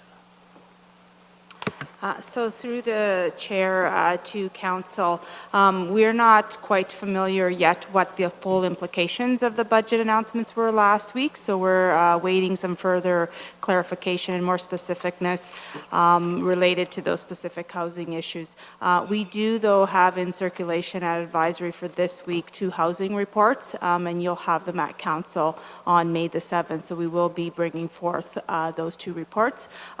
Also in this week's advisory council, there is actually a report from our social determinant of health nurses, so we'll be bringing that forward as well on May the 7th. Go ahead, Councilor Shelley. Thank you, Mr. Chair. And Ms. Miranda, I realize that we just got the budget last Thursday, so I wasn't intending for you to give us a developed answer, so I didn't mean to put you on the spot at all. So thank you for that. And also, Mr. Chair, if I can just make mention of what the ladies were talking about. I think this is just another really good example of how many positive uses that we make in Norfolk County of our public library system. The pantry that's sent up there, I think, is a great idea. And it's just another good example to me, sitting on the library board along with Councillor Rabbits and the mayor, of course, of how valuable that facility is to so many vulnerable people in our community. Yes. So thank you. Yes, for sure. Councillor Huffman. Thank you, Chairman Columbus, through you to the deputation. Thank you very much, ladies, for coming and speaking to us tonight. And I just wanted to make note that in regards to those shocking figures of monthly amounts for ODSP and OW, that if I'm not mistaken, there are plans through the current provincial government to make a lot of changes from ODSP recipients to OW recipients. That is well, correct? Seemingly so. Yeah, okay. And the other thing I want to mention was, you're right, how we view and how we support the individuals who are vulnerable and marginalized in our community is a very good show of who we are as a society and a community. And personally, I know that since joining council, we have dealt with many important issues, but I think these are the issues that we do really need to focus on, because then you start to get into, the secular piece and the intergenerational traumas that affect when we don't support. And thank you very much for the work that you're doing and bringing it forward. And I'm looking forward to working with you on the poverty, in the anti-poverty group. Yes. And yeah, just keep reaching out. Yeah. Councillor Taylor. Thank you, Mr. Chair, and through you to our deputation. Would you guys be able to explain just a little bit further how that relationship with the Rotary Sunrise Group works regarding those microloans? Yes, through the chair to Councillor Taylor. We have set up. Kathy was able to. She has accounting background and bookkeeping, and she was able to set up a loan agreement. And we have started our loans. And we keep it, we put through a format so that they, the stipulations, how to qualify for a loan, and sent it on to them, and then they met and, accepted it, and they've donated $800 towards microloans for RISE. And it helps folk. There's no interest or anything like that. We do a minimum of a maximum of 500 loan, and they have to be members of RISE for a year. Is there anything else, Kathy? And they give what they can each month, and we're on our honor, and it's working. We started in February, and it's working. So it's a good thing. And one more question. Are you currently looking to extend your membership, or are you Oh, set yeah, at 7 anybody, members? allies, people living in poverty are more warmly welcomed. We have about 12 to 14 people attend Mondays, but we're happy to move into the large room because the more the merrier. I think we all need that, eh? We need, especially when you're in that situation, you need a group or something that you feel a part of, and that you're accepted, and that you have a voice. And that is what RISE has given these folk. Anyways, thanks for your time. Okay. Councillor Martin, I believe you have a question? Sorry, Sorry, Mr. Chair, not a question for the deputation, but with regards to an ask they made for an email to go out through to staff. I don't know what that looks like, or Yeah, I don't know what the process is. Get the CEO here. Sure. Mr. Chair, I have a suggestion afterwards. Mr. Chair, just in my brief week here, I've seen how much our staff gets involved with the community, and I know there's a group that works with us to work with charities. So if I can just get some information from you, I'll just come and see you right now, and how I can mobilize staff to do some of those things with the library. So I'll take that action. Okay. Anyone else? No? Well, thank you, ladies, for coming forward and expressing your Thank you, concerns and all your help for the ones that are vulnerable, and appreciate all the work that you do. Thank you, Mr. Chair, and councillors and Mayor Chop. And I forgive you for your laughter, Ms. Huffman. You have a hearty laugh. It's a good thing you know each other. Where is the, like if I press, really?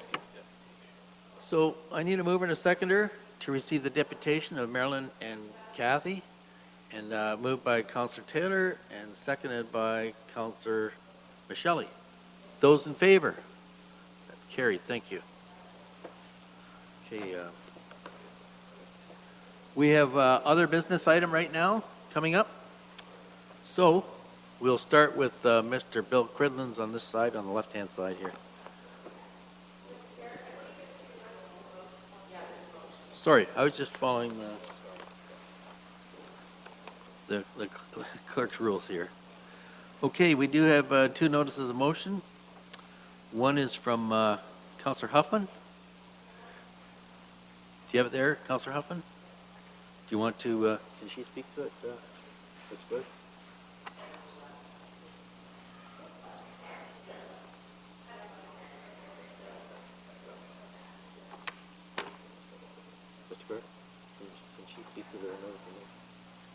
Through you, Mr. Chair, you can just, if council members who have a notice of motion, they could just indicate very briefly what it is. We aren't here to discuss it tonight. Okay. Thank ahead. you. So, me? Yeah? Okay. So just putting forward a motion in regards to being prepared. I'm trying to be more proactive as opposed to reactive with different things, and it does seem strange to me that I'm looking at 2020 already. But what I'm looking at is just going through our, I know that there was a change in the committee selections because we extended dates and we kind of adjusted things because we were cognizant that there was a new council coming in and there might be some different interests from the community. So I just wanted to, I myself felt really confused sometimes with the whole process of the committees. And, you know, I remember I think our package was like this thick. So just looking at a way that we can maybe work more cohesively with the staff going forward and make it a more transparent process. And also for the fact that I think there's probably about 4 committees that could probably benefit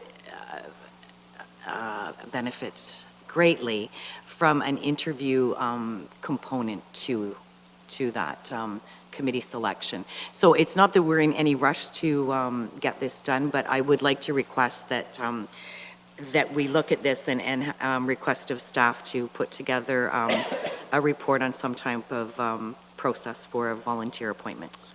Thank you, and that report will be coming to council May the 7th. Okay?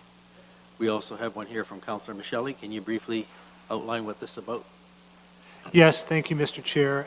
Just for councils to refresh your memory a little bit and to give you a very brief background, this regards, again, the subject of the Long Point Causeway. I've mentioned previously that that project is an extremely unique and complex one because of all of the various parties and stakeholders involved with that. This one involves the eco passages, or what sometimes may be referred to as the turtle tunnels in the causeway that have reduced the mortality rates of turtles and other endangered species by some 89%. And this motion is just aimed at maybe adjusting the way that those eco passages are maintained. Thank you. Okay, thank you for that. So we'll now move to other business. We'll start with Mr. Bill Cridlin. Thank you, but nothing this evening, sir. Ms. Watson? Nothing from me. Pam? Yes, I have 2 quick items. First, I wanted council and the general public to be reminded of a zoning bylaw update public information session that's being held this Thursday evening from 5 to 8 on the 2nd floor of Talbot Gardens. Staff will be introducing added sensitive land uses and setback requirements for cannabis and creating tourism policy options for cannabis. They'll be adding on-farm diversified uses in the egg zone and amending the egg zone to create farm breweries and distilleries as of right permitted uses. The second one is I want to ensure council that after Mr. McPherson's deputation last week, DCS staff have met with him today. We're on a good path forward, and I will be reporting more details to you. Thank you. County CEO. Yeah, thank you, Chair. Yeah, at last council meeting, council asked me to look at how agendas were being distributed and working. So I know that, in an attempt to improve things, the council did decide to send agendas out a week in advance, the Friday before the meeting. So when I was asked to look at this, our staff immediately said, I think it could be better going back to the Friday before the Tuesday meeting. Again, it's good to try things and then pivot when maybe they're not working that well. That's a comment I plagiarized from the mayor, but that shows that we're advancing. So I would strongly recommend that we start that effective immediately for the 23rd meeting, that you get the agenda on the Friday. Just so you know, that is how most of the cities run. and huge agendas go out on the Friday, and there's meetings either Tuesday or Wednesday in other cities. So we'll try hard to make sure that we do agenda reviews properly and not hit you with too much.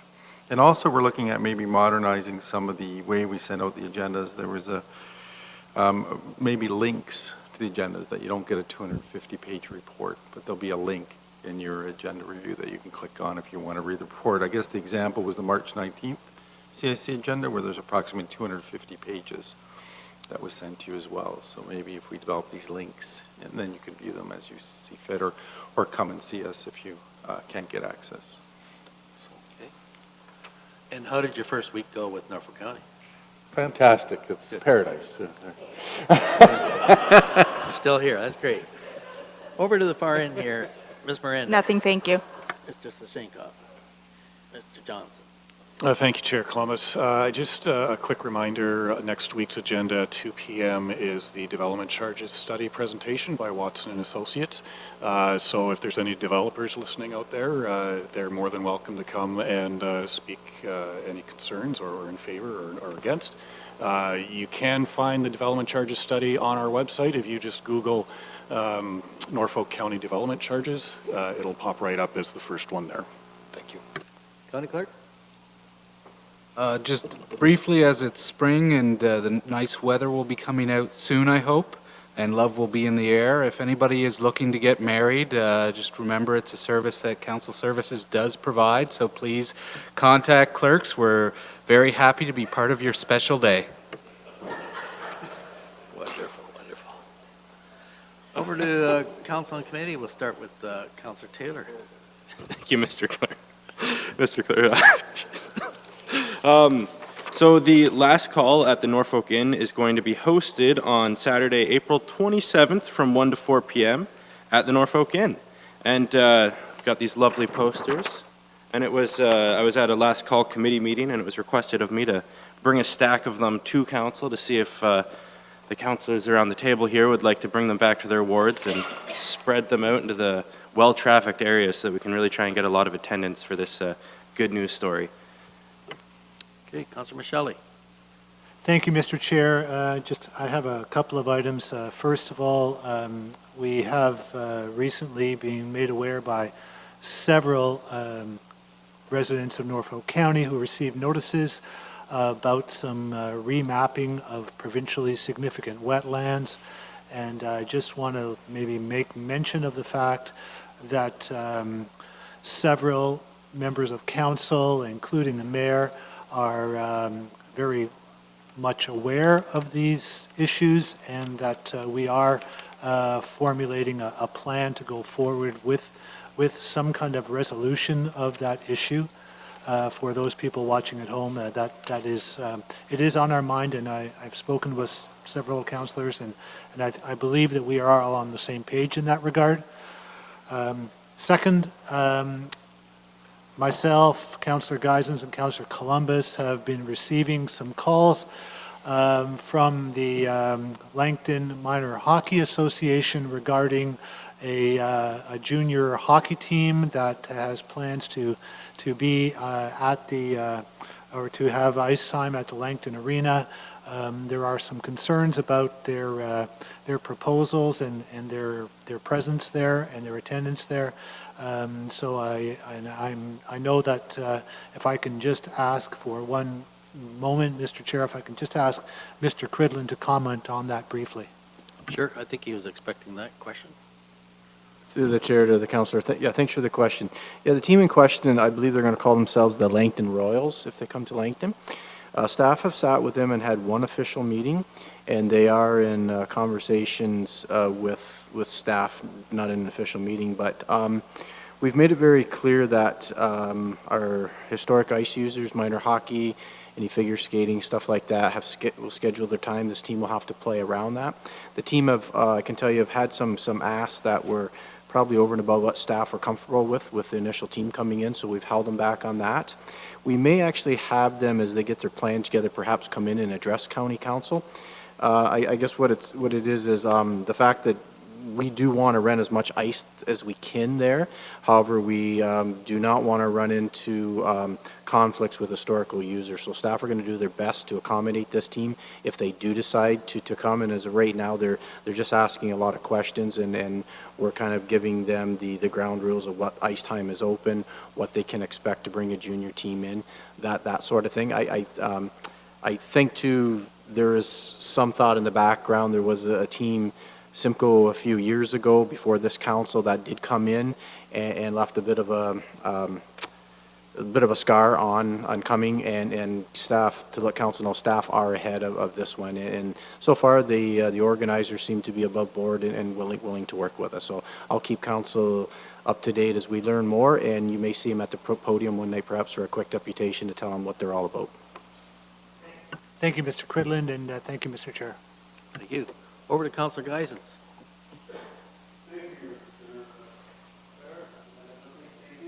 Whoops. Councillor Rabbits. Thank you, Mr. Chair. I'd like to pay some appreciation to a particular department and staff. And Mr. Cridlin, Community Services, has done a wonderful job over this weekend in getting started in some spring cleanup activities.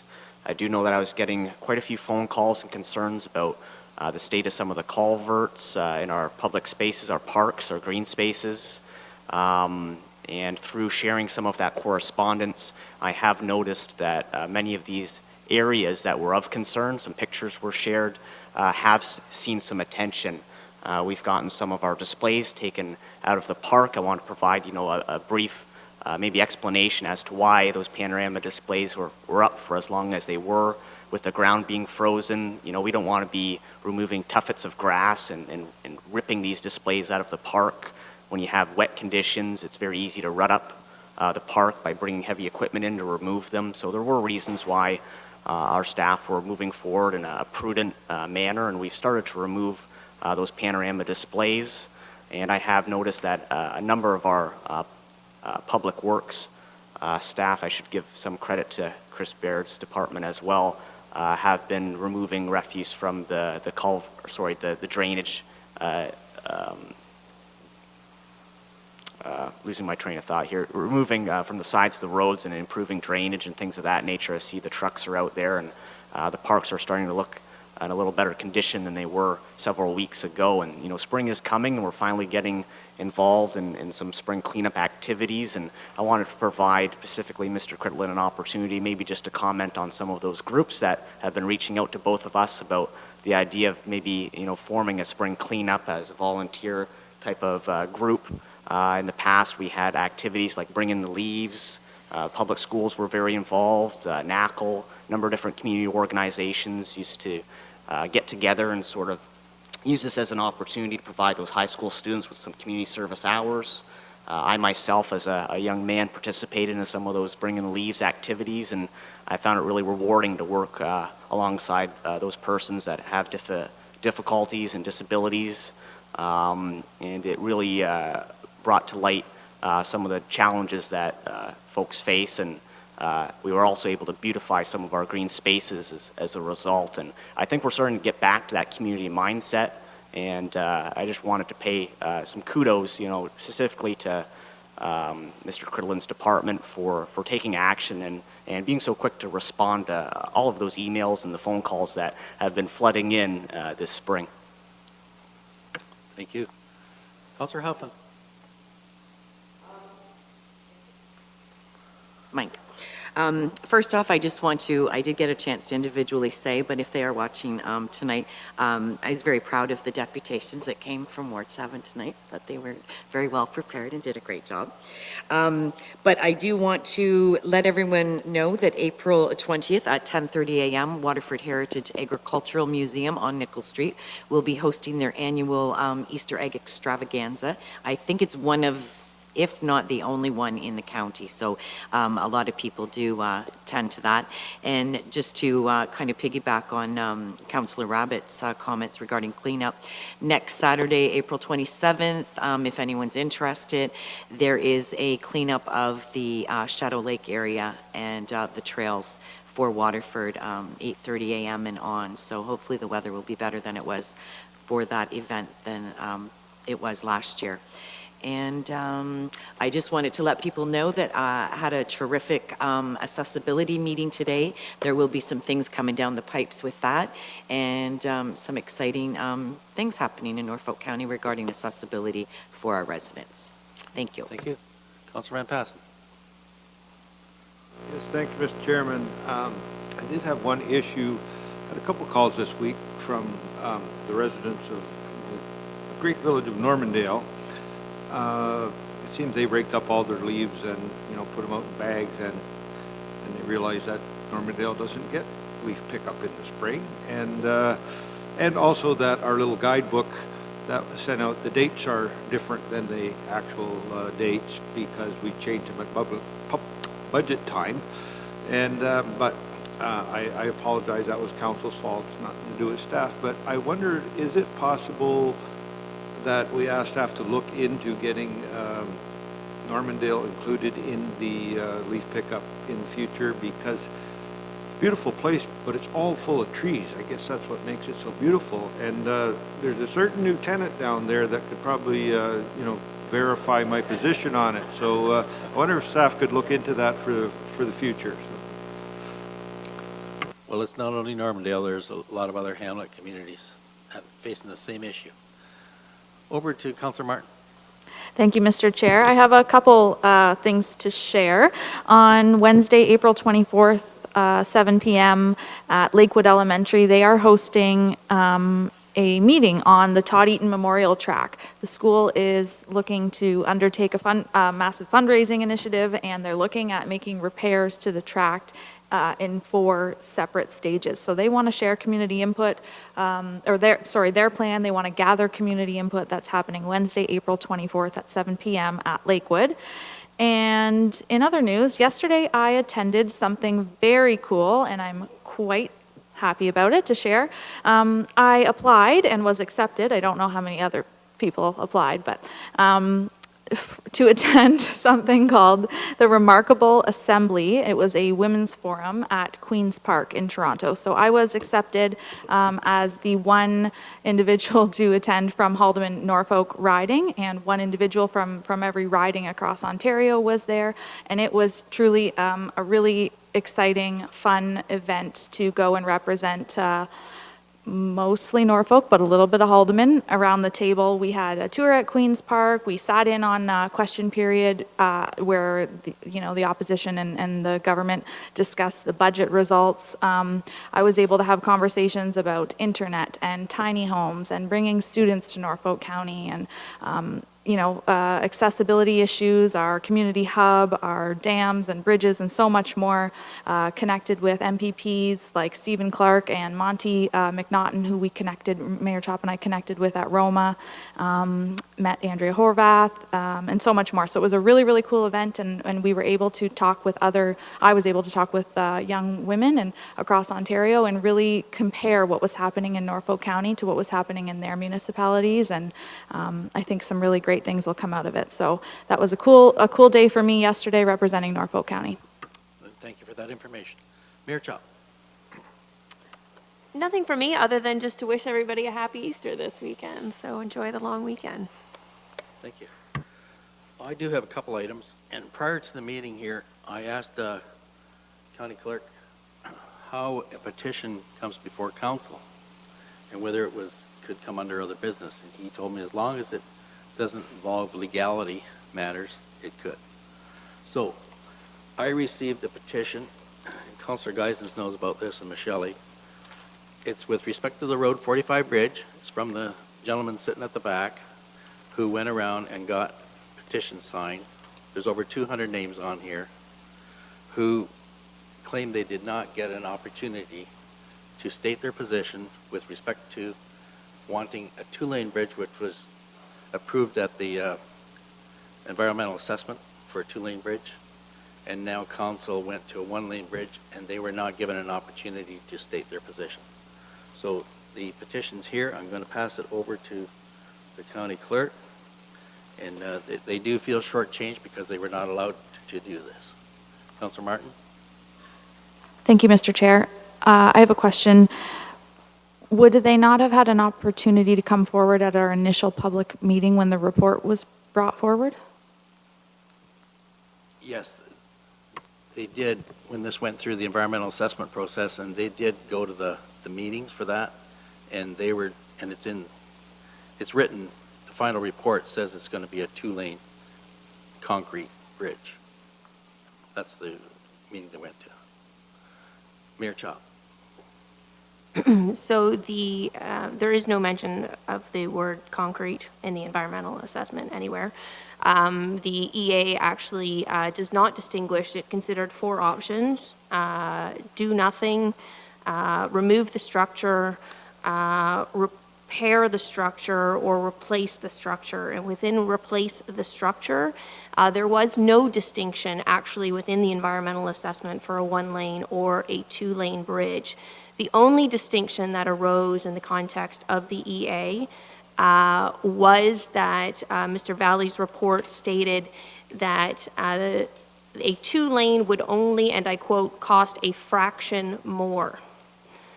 That is the only distinction in that entire environmental assessment between a 1-lane and a 2-lane bridge. Well, I did read it this morning, and I read the word concrete in there, okay?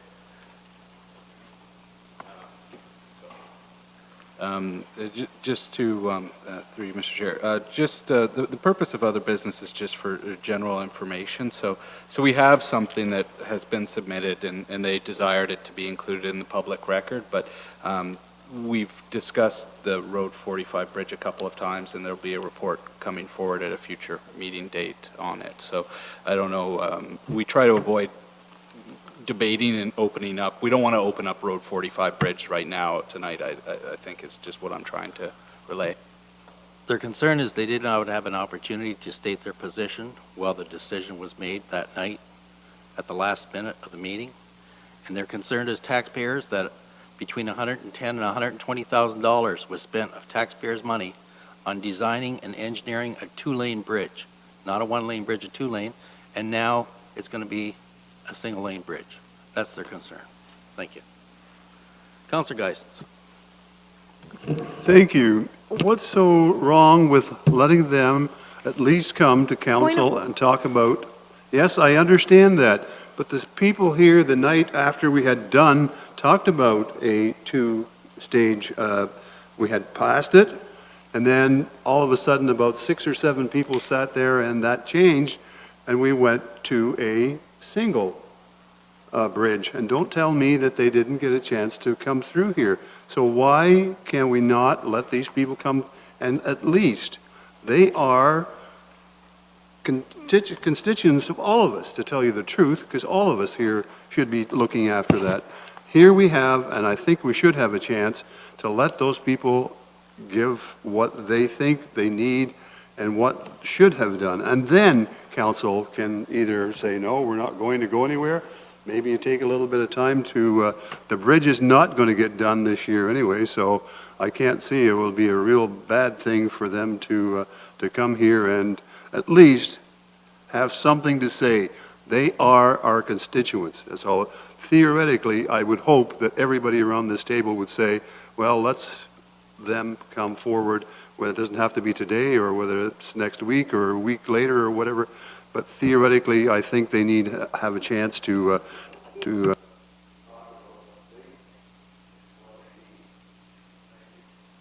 Saw another hand.